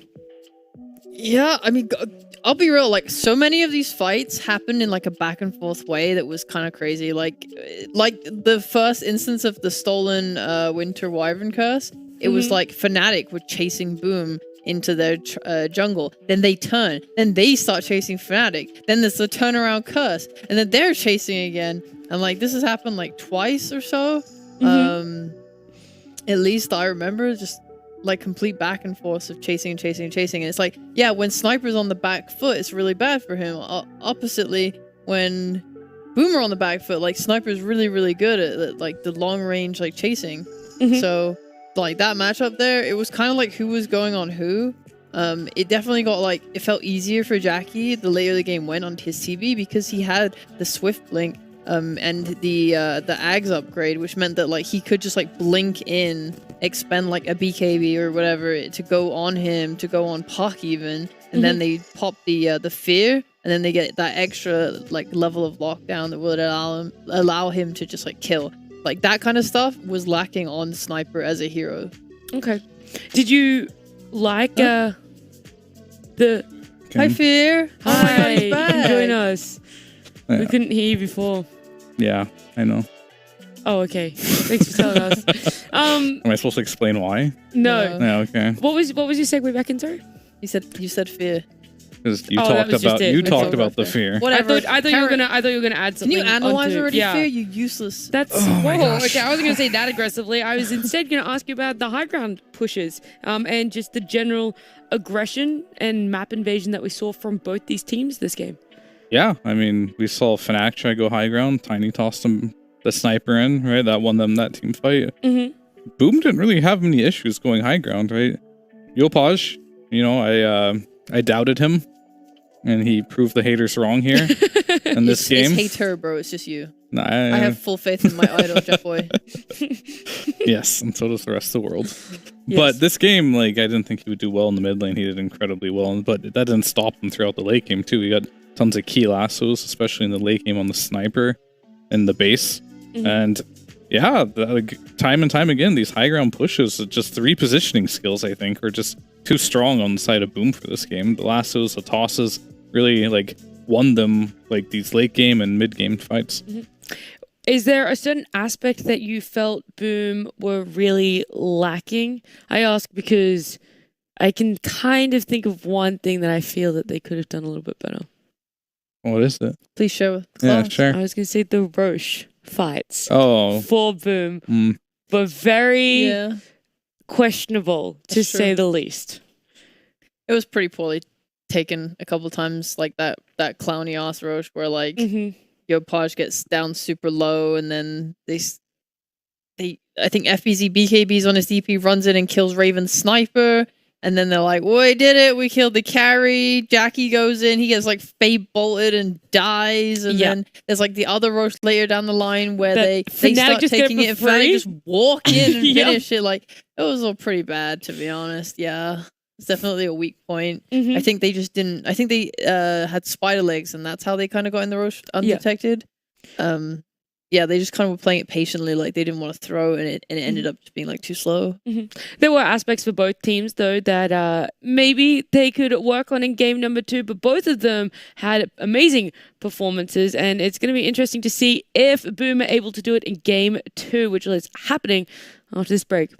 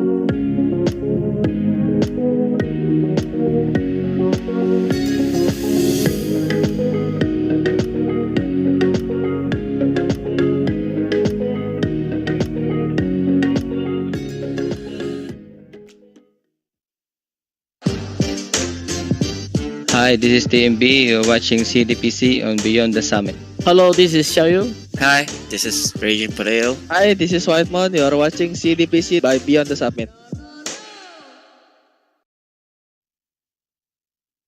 I don't even need to do the intro and the players do it for me, but something I do need to do is give a shout out to our partners. I thought 188 Bet. That's it. Yeah. She's got it. 188 Bet. They are the official betting partner of the SEA DPC Summer Tour. You guys can head over to bts.gg/188bet and find out some more information on them if you would like to know. There is also the betting odds that pop up during the draft in that corner. Yeah. Yes, that way. It will pop up that way. Where mate is. Keep your eyes peeled. 188 when we are in draft. And speaking of draft, do you think Puck is worthy of first phase pick again after seeing Armel's performance on Fnatic? Well, I definitely think Puck is still the most like busted mid laner you can pick in first phase, and I do think it should be prioritized again. Yep. But Armel really struggled on it last game. His rotations and ult usages in the first 10-15 minutes were pretty questionable at best. His first coil was used on a Wyvern kill. His second, they smoked him up top to try and kill Terrorblade, but boom, they knew, bro. They hit his scan. They knew he was coming. They backed out. He didn't get that kill. Like we saw in the clips, he walked into an ogre camp and got stunned and died. He had a real rough one that game. I think he struggled a lot with the silences. I know like DP clipped him a couple times. Boom seemed to think that they don't want to give Fnatic that Puck again. In the later game, it definitely became quite annoying to have to deal with. So they banned it and picked up the Coddle, which is what they actually banned last time. So game 1, they banned Master Coddle. This time, they let the Coddle through, they banned the Puck and pick it up themselves. Yeah, staple Mushi hero here. Yeah. Agreed. Yeah, Mushi is going to really perform on this hero. Yeah, definitely not scared. I mean, isn't it a little funny that Skim is playing the same hero as Mushi played? Yeah. This is what happened, right? Mushi played, and he's like, all right, Skim, Coddle and Wyvern are broken. You got to play them every game. Yeah, now that's all he's picking. Like spamming them in public. Yes, sir. Yes, sir. Fnatic actually responding with a boom-esque response here. I remember a lot of Yopaj Kunko with the Tim's Morana. We'll see Fnatic do it. Do you remember Yopaj Coddle? No, I don't think he's played it. Yeah, I don't either. But Fnatic picked Kunka in response to the mid Coddle. Well, and they just got classically debated. Well, that was. I don't think they would pick that in response to a core call. I really don't think Yopaj has played it, and I don't think they were expecting Yopaj to play it. Okay, then why would they pick this combination versus an Ember that's in the pool? And you have DJ on your team who's going to actually just pog off with his arrows. Versus an Ember. Yes. It is actually really weird because in game 1, Fnatic banned Mars Ember first phase. And they do Mars DP, so they know it's definitely in the pool. They obviously know that it's first phase worthy, otherwise they wouldn't ban it game 1. The DP flex is too strong. The Ember, you know where it's going. You know it's coming. The Ember only has one place to be. Exactly. An absolute display of confidence here from Boomies. Yopaj, like 9 times out of 10, he's going to destroy on his Ember. I think he's lost with it once this tour, maybe. Earlier in the season. Would you like me to fact check that for you? For sure. I'm sure I'm correct though. But like in his last like 3 games on Ember, I think he's won them all and he's looked really, really good with it. So I'm super confident in it. And you have a Coddle to back you up with the mana, which is going to lower all his cooldowns and allow him to spam more. Looks comfortable too. Turn to ban. Like if I had a pillow like that, if I died, you can just take a quick nap. Quick nap? Yep. Rest, rejuvenate, get back in the game. When you were playing competitive Dota and your teammates died, what was there a difference between you? Was like, would any of you just like take a chill? Would any of you like keep your eyes on the map, keep making calls? Would any of you like start raging and blaming people? Like how was your team dynamic? Pretty sure raging and blaming people is not something good teams do. I mean, yeah. that kind of destroys the morale and mentality of the team really quick. I mean, in theory, yeah, you should be still paying attention and being eyes for other people when you're dead. More than anything, you're actually just looking around on the map for yourself to understand your next play. Or it could be a nice little break to check everyone's items, to inform yourself on the general like game state. Yeah. Or you could just take a nap if you're a Chad. Yeah. I think you are right. Yeah. Yopaj has only lost on Ember once, and that was against Talon. Yep. I know my Yopaj. You know your Yopaj, you do. I'm in too deep. She knows the whole lore of Yopaj Ember. Yeah. It's very impressive. Yopaj Ember, like classically they put FBZ on a hero that can link up with him pretty early and just play make. So I'd probably like to see that. I don't know, maybe they want to be the ones that swing around and take the Beastmaster this time. Just like take towers, because Ember, like, while he's really good at diving and all this, he's not good at taking towers. So making up for that in a other core is really nice. I mean, this region doesn't really favor beasts that much. It just recently lost, and FBC think- plays it though. Yeah, but do you want to pick it into Kunkka? Probably not. Fnatic's turn to pick. Yeah, but he's the Beastmaster. He does Beastmaster things. It's not necessarily Okay, about I swarming. don't think that it's unplayable. I don't know. I will.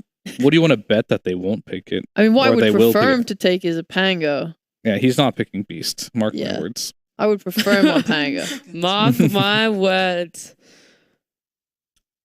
Actually, Fia, while we are waiting for a pick here, we didn't get to hear you talk about the sniper in the post game because of mic issues. Do you want to give me a quick TLDR of your thoughts on it?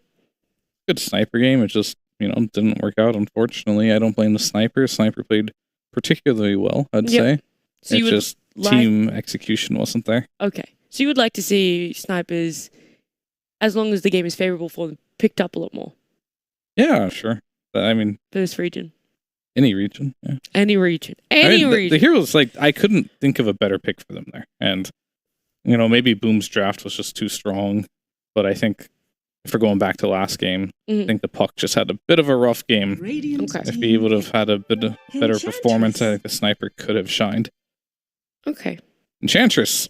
Do you still think Boom will pick Beastmaster? Hell yeah! I mean, I do want to see an FBZ Pango. Man owns on that hero. Pretty good game for it. Yeah. Yeah, the magic community is nice. Like, 10 seconds remaining. Swashbuckle can kill an inch through her ult. 5 Don't seconds hate it. remaining. I don't hate it either. I'd like it. I would kind like of- a Pango like Hoodwink. That would make me happy. I kind of hate Pango right now in general, but Yeah, but it's FBZ Pango. That's what you're yeah, forgetting. I mean, he is the only Pango I've seen win. Yeah. See, so No, there surely has to be another Pango that's won. the only one. I am 0% sure on that. Now you've made me want to fact check that. My 0%. Yeah. Okay.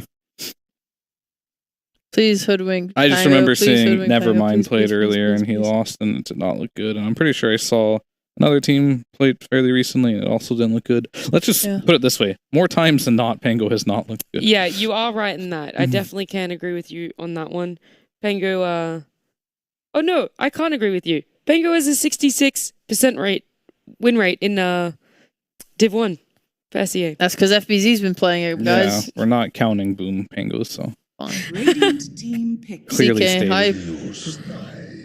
They just like gonna leave their last pick for That's interesting. FBZ? Or this CK could go there, I suppose. Fnatic's turn to pick. Why CK? I don't know. Yeah, it interests me because like I don't see it as being a bad pick, but I also don't see it as a why. It's a lane would they winner, pick it. right? It used to be. I mean, it's still pretty it's good. still good in lane, but 10 seconds Because remaining. they can just pair it with the Cuddle. Because like when Mushi was playing with them, I 5 talked about seconds how remaining. in the past we were like, oh yeah, Cuddle isn't really like a Tim's hero, but then Tim's ended up playing it anyway. And then in that series, Mushi played it, but Mushi was there. So it looks like they're returning to like the Tim's Cuddle here. They'll just play it with maybe CK off lane.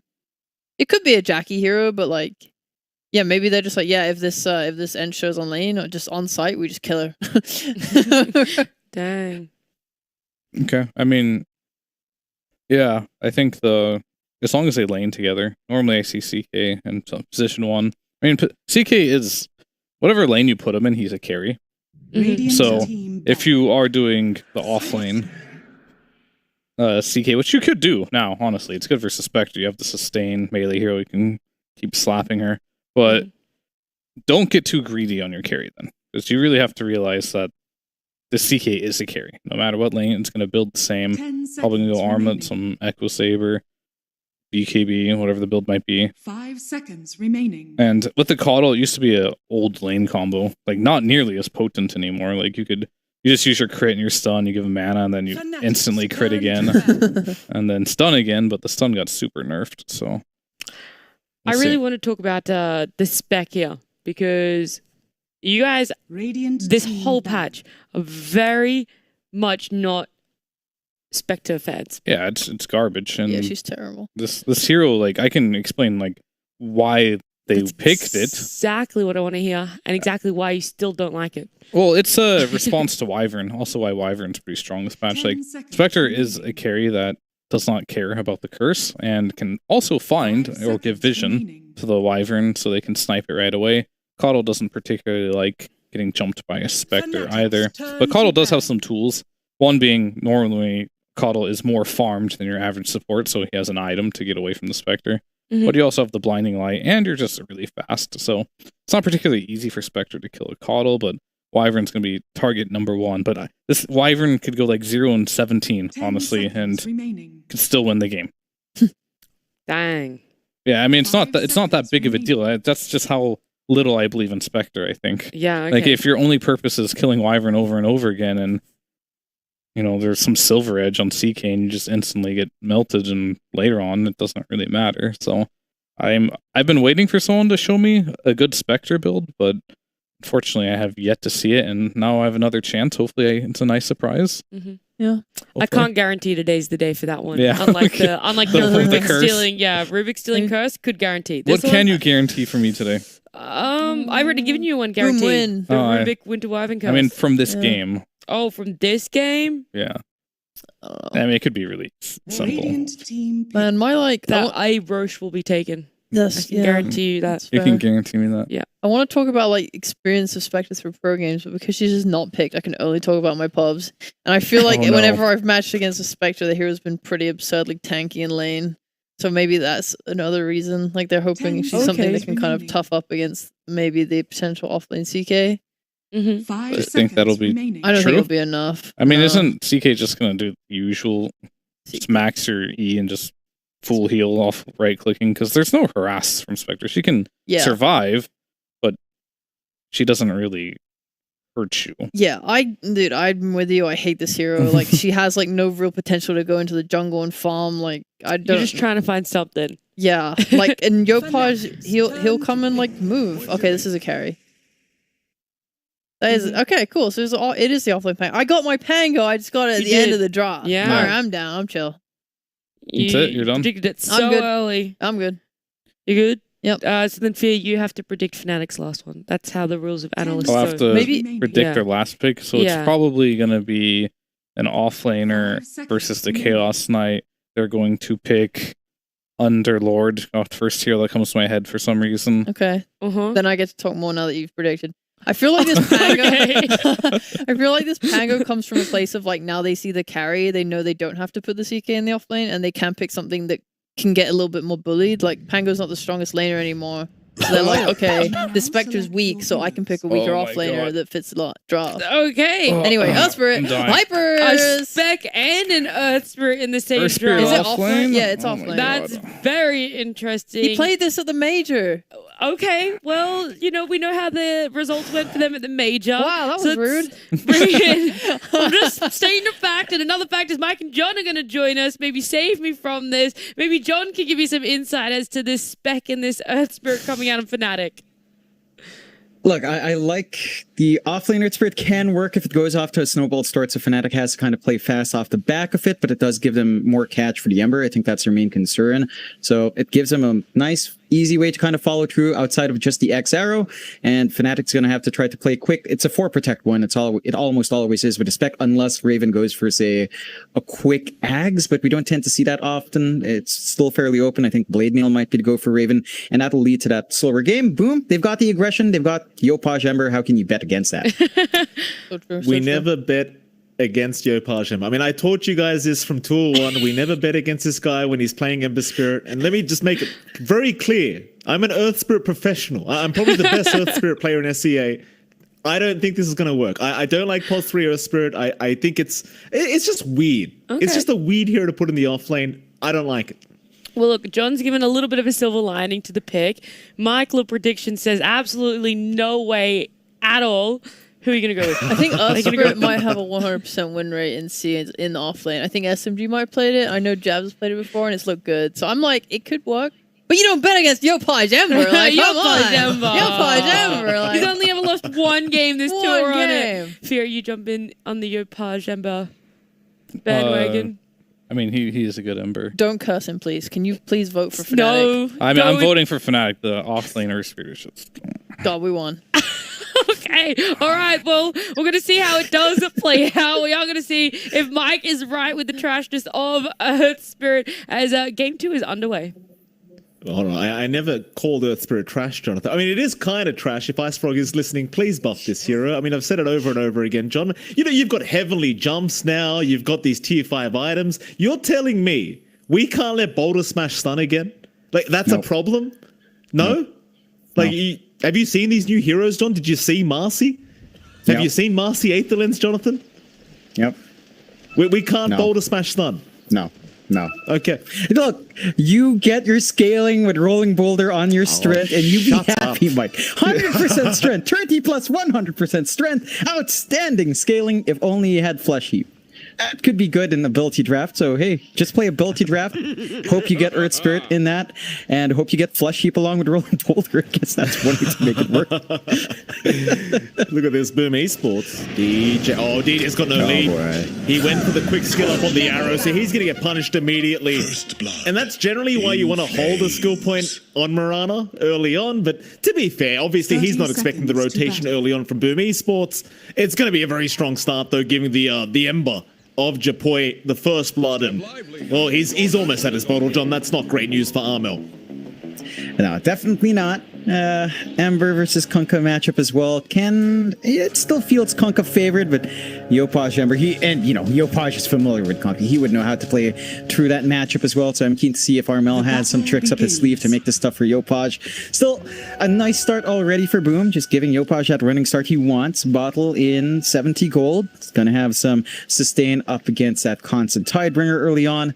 And again, how do you bet against that guy when he does have his Ember Spirit? It's just so hard to see him. He just doesn't lose. Even if he loses lane, he just finds a way. Hits Ags, timing BKB, and just comes back. He knows how to play that on the bleeding edge. Still, we'll see if this is the game for it. Down bot, taking a peek right now. You do have that off lane Earth Spirit of Jabs along with DJ's Mirana up against Jackie on a CK and Scam on a Coddle. The arrow does connect, and some harassment out onto Scam. Doesn't mind too much. Blocks it from the range creep at least, so not going to get that free EXP here. And you have to watch for that simple, basic combination of stun into Illuminate. That can be pretty damaging. Easy enough to line up onto Jabs. Earth Spirit's still a melee hero at the end of the day, so you can just go up and hit him.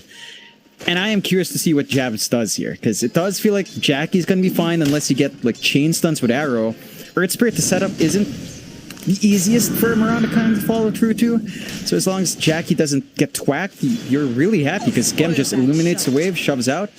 Jabs can't farm, and Jackie just farms as much as he wants. He'll get EXP on Jabs, but that gold gain, probably not going to feel too comfy. Also over in the mid lane, John, we should have a look at the other lanes while we have a chance. You're going to have Yopaj against Armel. So the Kunkka vs Ember matchup, you'd argue that the Kunkka should have the advantage, but to be fair, Japoi, again, he did get first blood, so a bit of a gold advantage to go the Ember's way. Anything Armel needs to do in particular here, John, to really slow down the Ember Spirit? Yeah, it feels like you just play around your Tidebringer and Torrent. Maybe try to play around your small camp a little bit more, just to get a little, work your gold advantage. You do have to watch when Yopaj plays aggressive. You can see how confident he is here, just running up, preventing good Tidebringers. And even dodges Torrent. So again, he knows the Kunkka inside and out. It's one of his own signature heroes, and he knows his Ember. So he probably knows the dynamic between these two and can just work against that. I feel like Armel's just set for a bit of a slower start. You have the benefit of X Arrow, and I think you're going to have to see DJ get some rotations in by around a power rune spawn just to give Armel maybe a shot at that kill. And of course, top lane, Genuel, Raven, going to be up against Tims and FBZ. The Spectre, very interesting pos 1 to be picked up here from Fnatic. You do see Spectre prove to be very strong, obviously, once you get into the ultra late game, or rather just the late gamers. In fact, hold that thought, because Armel is dropping very low in the mid lane, but it's like he's going to be all right to survive through it. John, do you have any faith in the pos 1 Spectre this game? It can be strong. It just doesn't feel like it's going to be an easy time for Raven to hit that point. Again, the last time we saw Spectre in pos 1, it's been a while. I feel like I've been favoring it more in offlane, and that's only really been Mizu in Southeast Asia who runs that often. And even then, NGX isn't doing particularly great. They haven't been running that offlane spec. It's just very out of meta. It makes sense, as Fear said. You jump Coddle, you jump Winter Wyvern. You can just kind of play this slow 4 protect 1 for Fnatic, which is their more preferred playstyle in contrast to their game 1 draft. So this is them going back to sort of comfort and style. And we've just got to see if this is a hero that can carry them through. Raven will be able to find farm. He is queuing up the Yasha, so nothing like the Blade Mail to farm stacks. But might be able to get some early aggression out with a Haunt if they want to play that way. Absolutely. And you see Fnatic down a bot lane right now. They're kind of forced to just go for the pool. Poor old Jabs. Obviously, on the Earth Spirit, like you mentioned, John, you really can't do much in this bot lane, even with the Mirana to be there to combo with you. So he is forced to just pull the creep wave and try to secure a farm that way. That is, of course, going to allow Jackie a very free lane himself on the CK, however. And it seems like Jackie's going to be a very happy boy down at that bot lane. Water Runes going to be taken here by Boom. Skem denying one off, not allowing Armel that full bottle refill he's looking for. Refill for the Kunkka. Of course, Yopaj does get his, and well, speaking of the devil, John, Yopaj already top of the CS board here, 26 and 10 denies. Pretty insane stats here from the Ember. It seems like he's setting himself up for a very strong game as usual. Yeah, he's off to a running start. The XP lead isn't that big, so Armel still has a good timing on the boat to threaten. We need to start seeing those connections out from DJ. Again, approaching the 6-minute mark is probably the ideal, but you'll be playing into the remnants on the Ember, so catching Yopaj off guard going to be tougher. Jabs left alone, though, is susceptible. At least has the kick back. Hold on. He's very susceptible right now. John, top lane is going to go down. But Jabs is going to be able to survive, but they do find a kill up at the top lane on the Ench. And going back to your point, Jabs is very susceptible here, Jonathan. It only gets worse as well, right? Like with the Chakra Magic on Jackie, you're going to lower the CD of Chaos Bolt, and he's going to have constant mana. So he can just constantly be aggressive here onto Jabs, and there's just nothing he can really do about it. Yeah, he can't really stop it. And they finally tried to get that rotation mid here as well, like getting the X arrow, but they can't lock in Yopaj. He's got level 6, he's got the remnants, he can always dance around. If you don't slow down Yopaj's Ember, I mean, he's going to have his Orb Corrosion timing, he's got Phase Boots, level 3 Sleight of Fist, his right clicks are looking good. He can just look to play off those supports once again, melt down that Enchantress in a rotation, even apply some pressure onto Raven while his stats are low, and still get the damage he needs. Top lane FBZ getting chased down here. Meanwhile, bottom lane, a big boat to fly out. Jackie, he's going to cop, but this could be a massive pickoff if Fnatic can find it. Jackie will go for a run and is actually going to be just fine. They don't have the damage output. They missed the Arrow X. They didn't land the Arrow X. They got the boat, but they need the arrow for the damage from that range. Jackie's just too tanky. Yikes. And now Jabs, I mean, he barely gets away. 7 HP on the Earth Spirit. Meanwhile, FBZ top lane trying to go for a run himself, but goes down to the impetus damage. Januel just barely having enough to secure the kill. Here comes Japoi, though. He's got a double damage available on the Ember. Look at the damage output onto the poor Ench. So he runs him down. Tims will be there. And a bit of revenge here from Boom Esports as they do get the Enchantress, but can they find the Spectre? They won't even bother trying. Raven, he'll be just fine to survive. Still a very good trade for Fnatic in the end. Yep, then they get the core kill in the offlane. They don't lose anything down bot, even though the rotation doesn't really net them any kills.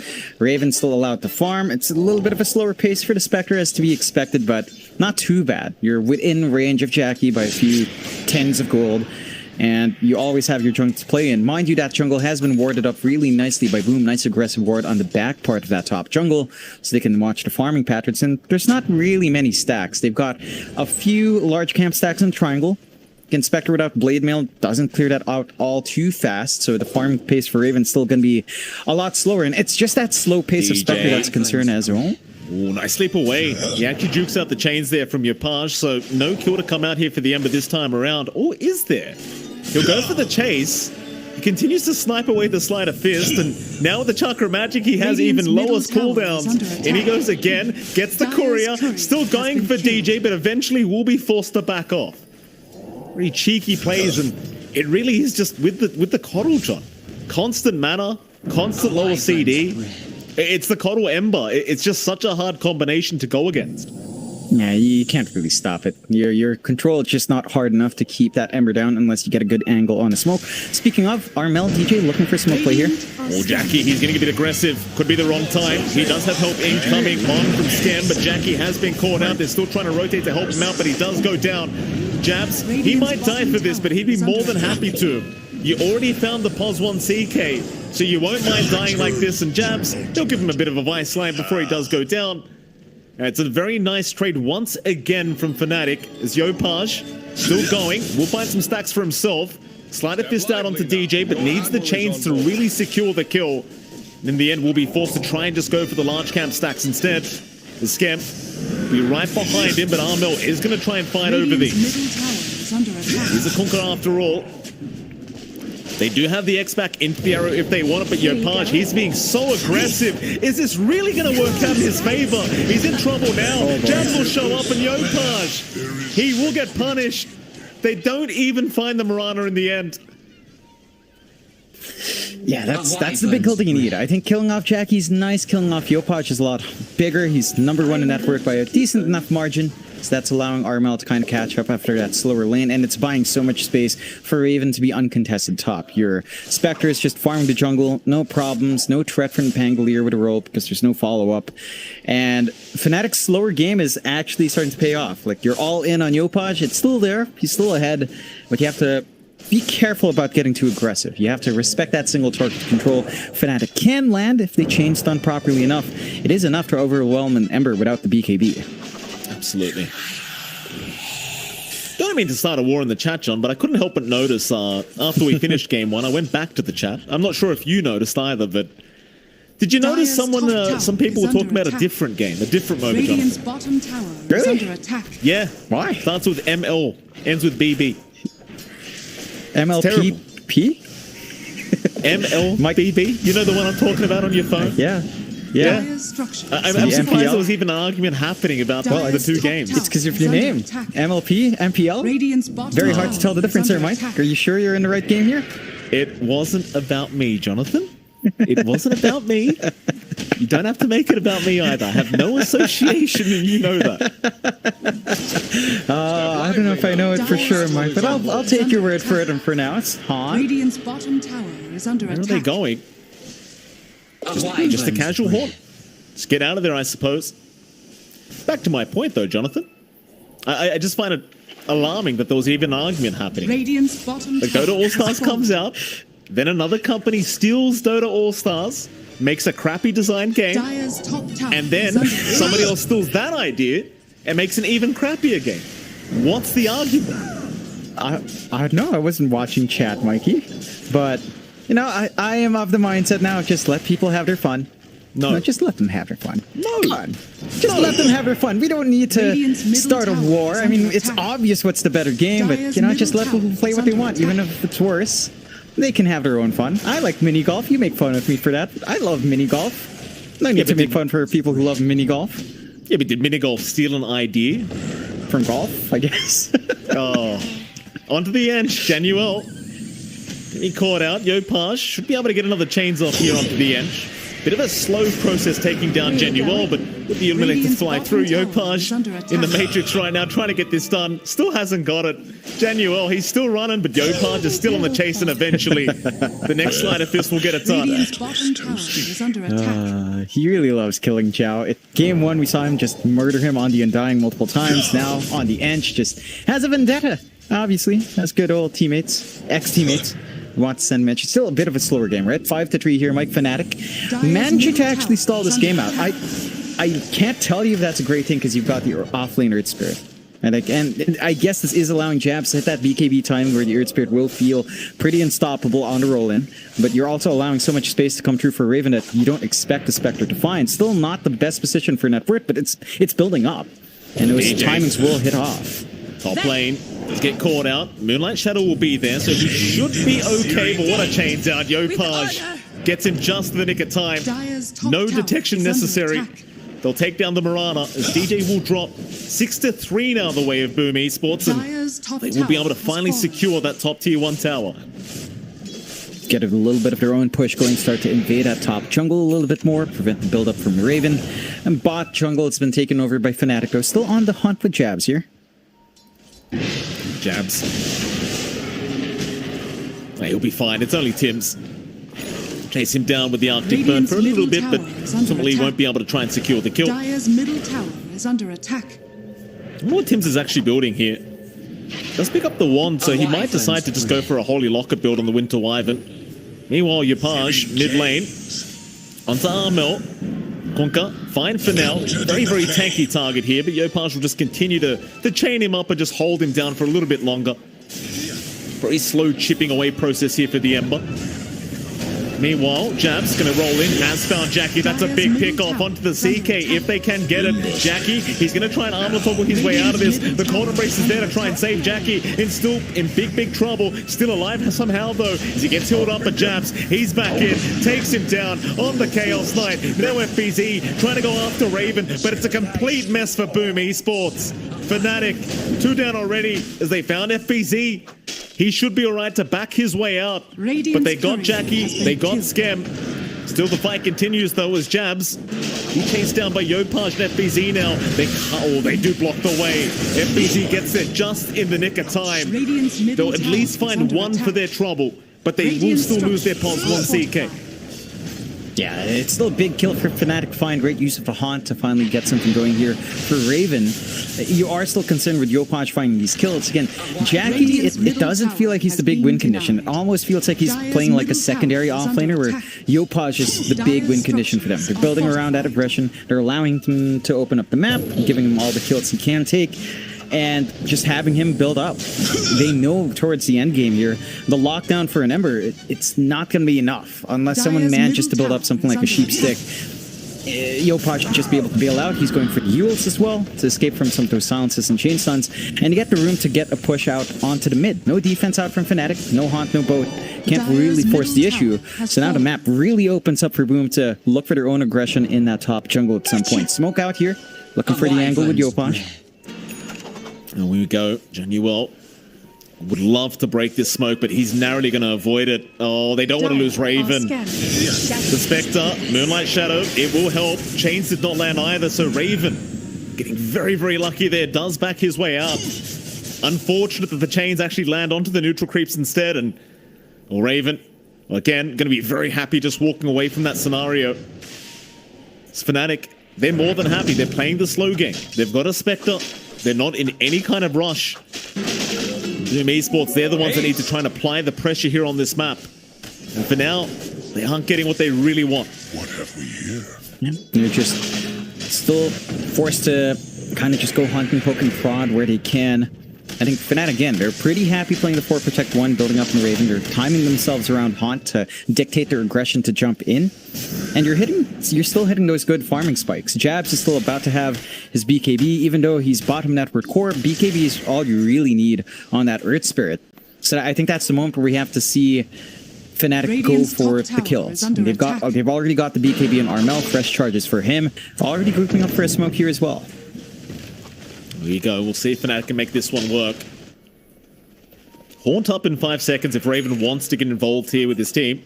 Keep in mind, Jackie did just pick up the Echo Saber, so a bit more utility and damage out from the CK, but Jackie, he might get caught out. He's right under vision. He gets rooted up and instead find the neutral creep as well as they lock him down, but what a curse coming out, Tim's. He'll save the day for now. The cold embrace to reset. Armel, he'll keep trying, but it's not going to work out. Fnatic, they need to disengage right now, and they will do so.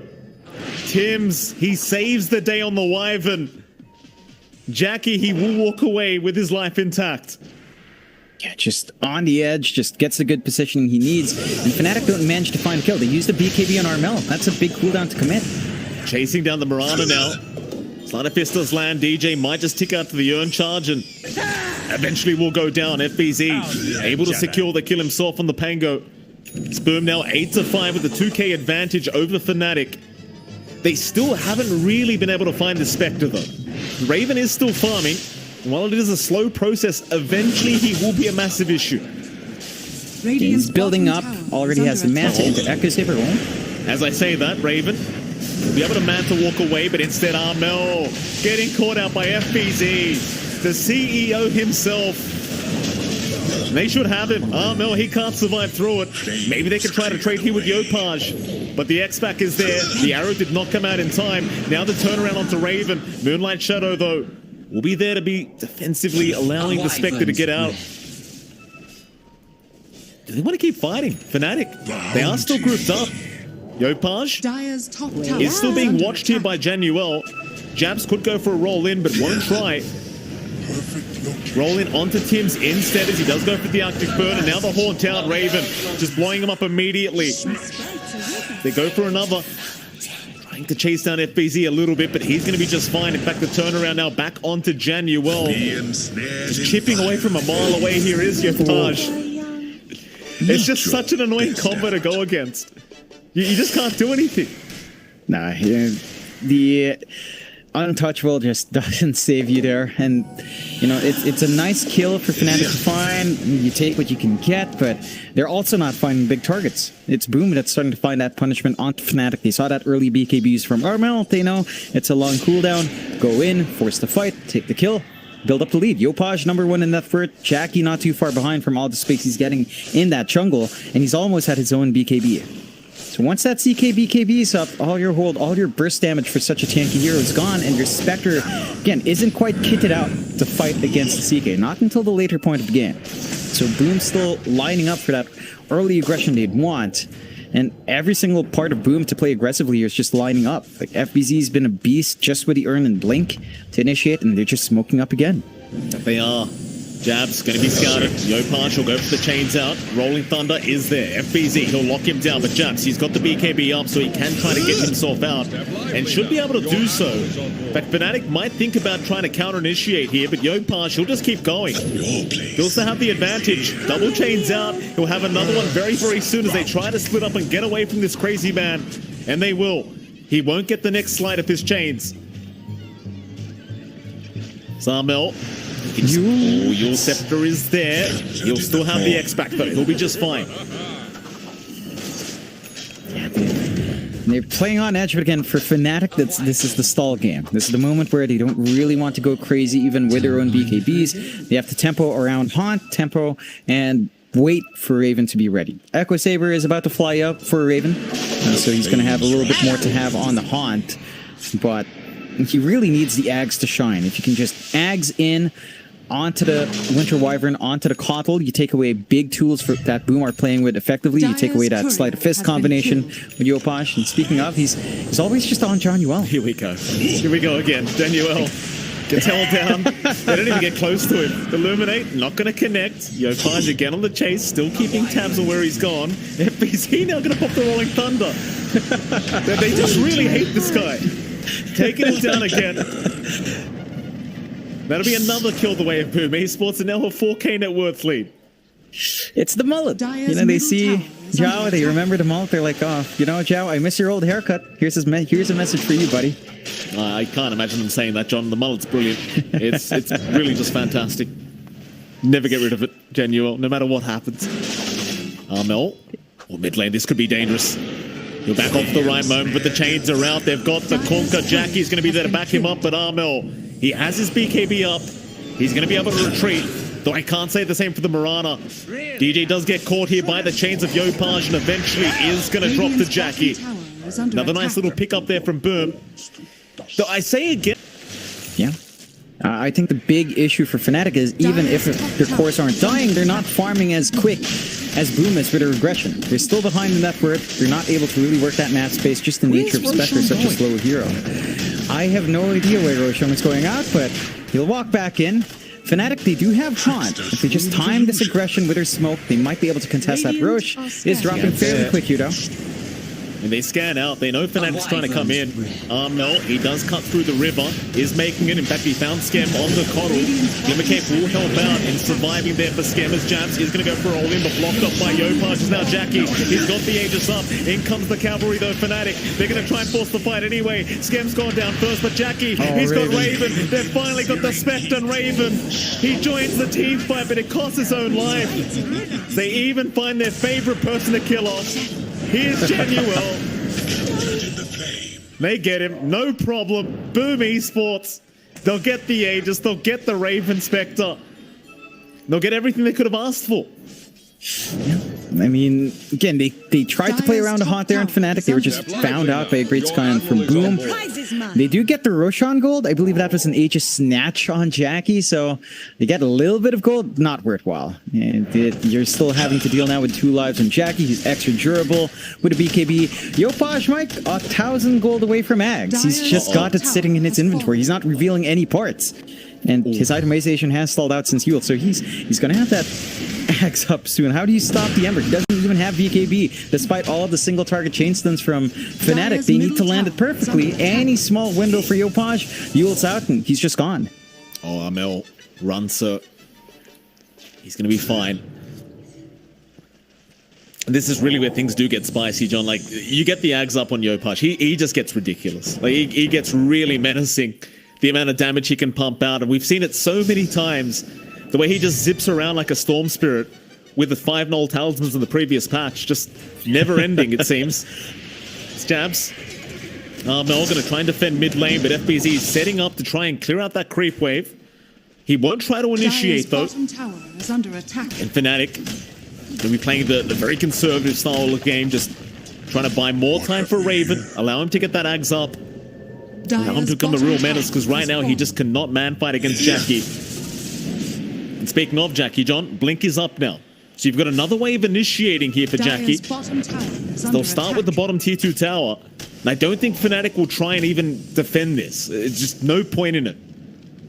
Yeah, and they've just got to give it away. They don't have a really good jump without the Haunt. It's a long cooldown of the shortcomings of the Spectre and playing around that spell. Just takes way too long to keep that uptime, which the Ags alleviates, but this is feeling like a pretty slow Ags, right? Still 3 parts away for Raven, 7k lead for Boom. And you tend to see that Ags rush, right? So we used to see it just first item out for Spec and play aggression from there. And there's our Ags from Yopaj. So the mobility kicks in on the Ember, and he's just ready. Going for the shard into the BKB next. If he's allowed to farm this, you really can't stop the Ember from just doing what he wants. This is not the timing for Fnatic, John. They've popped the Moonlight Shadow. They're going to try and move in, and they'll see Jackie. But if Boom Esports group up here with the Ags up on the Ember, this could be disastrous as Jackie does get kicked back. But the arrow. Oh, bit of miscommunication there between Fnatic. You go for the kickback, but the arrow was coming in. There's Armel now. He's chained up. Jackie, he'll happily move in. Go for the fight. Onto the Conquer. Rolling Thunder going to stun him up even more as FBZ just locking him down, and Armel's gone. Curse. It's caught out the Spectre. It's a great setup from Tim's. And now Fnatic, they're just sitting ducks to Boom Esports. It's not looking good for him as they'll lose the Spectre. But how do you fight this? It's just a complete mess here for Fnatic. There's jabs. He'll try to run, but there's no way out. He's completely surrounded. Jackie onto a double kill, and Boom Esports, they're feeling it now. As Yopaj going for a little bit more in the base. Maybe a little bit too exciting here for Yopaj. They are basically 1 game away, Jonathan, from getting through to that major. Onto the tier 3 towers they go. Yeah, you know what it is with Yopaj diving tier 3s? It's just a Boom tradition, Mikey. Goes all the way back to almost every iteration. It's just something you gotta do when you're feeling yourself. As they are hungry beasts, Mike, and they've got to look for more Fnatic. And the investment in Spectre is just taking too long. The Ags, it's still a mile away. Still needing 2,300 gold. And you still have 40 seconds for Jackie. This is just a straightforward push. There's no threat of Haunt to rip through the back line. They take the tier 3, and Boom does back off a bit. So they show some respect, but looks like they are just waiting to play around that Jackie vision. He'll jump in. Genuel, he was spotted. They'll take him out immediately. Genuel cannot survive in this game. No chance. Midrax once again under siege here. 30 seconds on, or rather 20 seconds on that Aegis left here for Jackie. They'll try and wait this one out. They want to time it perfectly. Meanwhile, Curse down the bot lane. They found the Raven Spectre. Oh, that's a huge pick off Raven. He can't afford to die like this. But he is gonna. Jackie, he'll pick up the kill, and that's 50 seconds without your pos 1.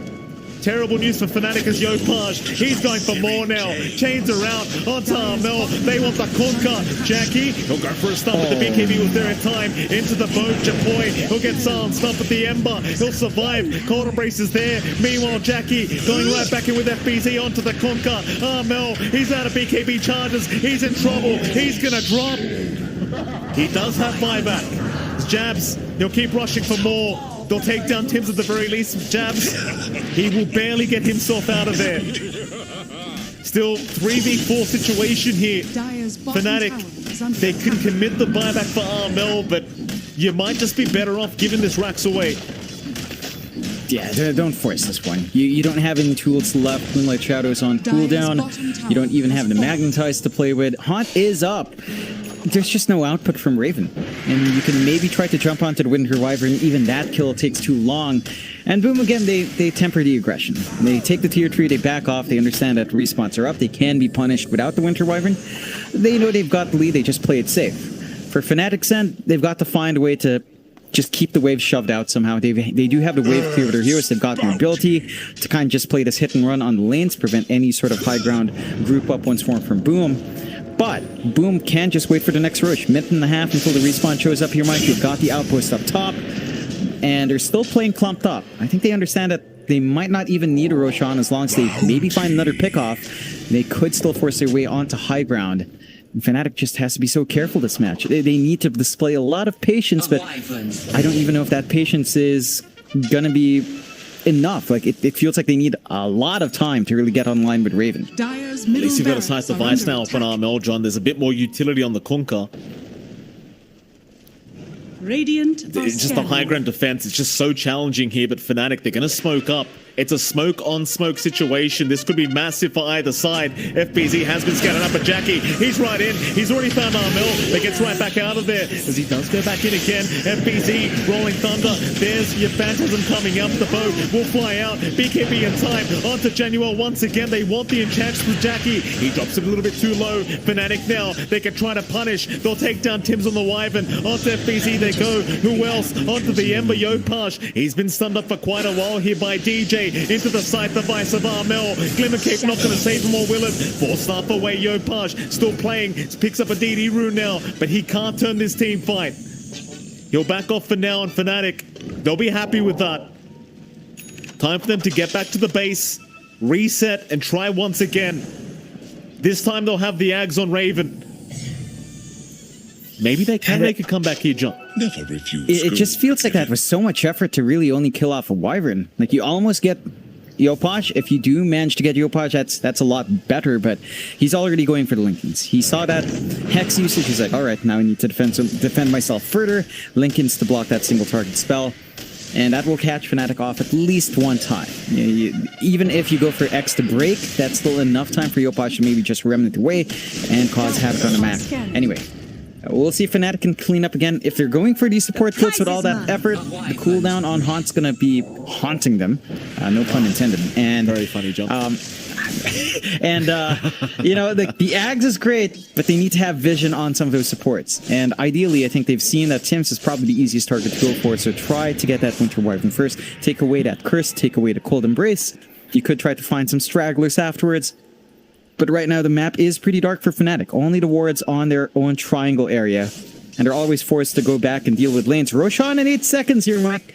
Boom has a very clear path for that, and they've got good wards to protect that play. FBZ on the cliff. Do they see him? Genuel, he'll get a ward down, but a quick blink away from the Pango.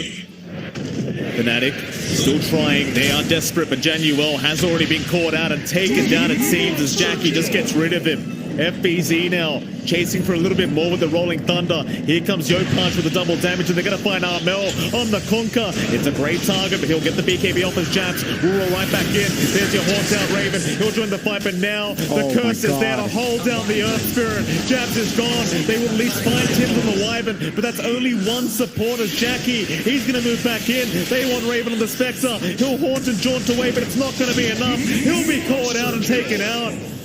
Oh boy, no buyback available. Boom Esports. They may have done it here, John. I think Fnatic might have to call it. They could just go right for tier 4 towers. Yeah, they could just rush in right now, but Boom, again, playing a bit safe. Maybe they didn't expect the Spectre to not have a buyback with the Ags buyout. I think they expect Raven to have the patience to finish that up, so they'll go play it safe, clear out the top tier tree. Jackie taking care of the mid. and we'll just go for safer objectives. Now, no big rush from Boom. Fnatic might be able to use this time, though. Respawns aren't too long, but again, how do you even defend? You respawn in, you don't have Haunt. You don't have Moonlight Shadow to sneak around here for at least 30 seconds after Mirana comes back.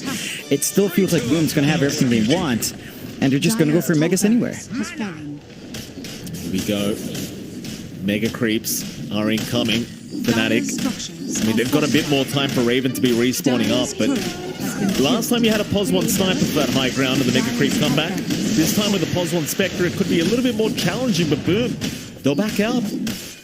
They saw the glyph. They don't want to risk it. Again, they talked about this in the player interviews, John. They know Fnatic. They are looking for Boom to make a mistake, and they are not going to allow that opening. Just go into the Roche. It's already up. Nice secondary life to come true for Jackie. Free shard for him as well if he wants, but they saw that smoke. It was under a ward. Oh boy, they're going to hold the high ground, the staircase. They're just waiting.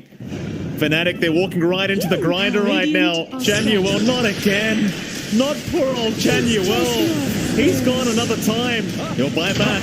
And they go for the team fight. This could be the last one for Fnatic. Jabs trying his best. Curse is out. Hold the Earth Spirit down. They've got Scam down, however. He'll commit a buyback. The Earth Spirit somehow still fighting. We'll roll right back towards Tim's with Yopaj. He'll chase him down. Meanwhile, Armel has been caught out. Jackie looking to have his way with him. Should be able to take him down as Yopaj. Just bouncing around the team fight. Double kill out for Jackie now as Raven. He'll keep trying to go for the fight. The buybacks are incoming from Fnatic, but they all falling apart one by one. Onto the Spectre. Raven, what can you get done? Not quite enough. Jackie's got him. No buyback available. Onto the Earth Spirit. It's an ultra kill for Jackie. Can we get him a rampage? The GG's already been called, but FBZ, no! Oh! FBZ, no! They were all waiting. You saw them all stop their attacks. FBZ's like, nope, I'm the CEO, I take it. And you can see they're all having a bit of a laugh. Boom, feeling great. The secures their position going into Arlington. Look at them all hyped up. I haven't seen Epool be that happy in a long time, and I'm glad to see it pumped up to get into Texas. Fnatic, they pull out something different. They go with a Spectre in this match. They try to go for that ultra defensive play, try to play the slow game with a 4 protect 1 and go back for that Jabs off lane Earth Spirit. Just not enough. Like, the Earth Spirit just didn't get enough. The lane wasn't great. Yopaj popped off on his Ember. They weren't connecting these arrow X's combinations in. He was just slipping around. He had a great lane against Umbrella because he plays Kunkka himself. He knows what to do against the Kunkka, especially as an Ember, as he also plays a lot of Ember. I'm sure Armel understood a little bit of that mechanic as well, but it's Yopaj. You give him his Ember. You try to counteract that with just X arrow. With maybe Earth Spirit Silence, as we said, it wasn't enough. And just off the back of that momentum, it was all there. Can I just say as well, before we do head off to a short break, back in Stockholm, John, you and I, we were talking to Boom quite a lot, and they were saying back at the major, they were a little bit overly confident based off the previous results in that Dubai tournament, and you look to how they're playing now, John, they look like they're back in form. I mean, this is major winning Boom Esports, if you ask me. We'll see how they go. You don't want to call anything yet. No jinx is going on here, but a fantastic performance once again from Boom Esports. Surprise, surprise, Jonathan, the Kings are back, and we'll see how they do at the major in Texas. Of course, for now, though, it is MLP Dota. It is John X Fire. Don't go anywhere. We're going to go off to a very short break, and right after that break, we'll be back with our panel to have an interview with one of the players from Boom Esports. We'll see you then.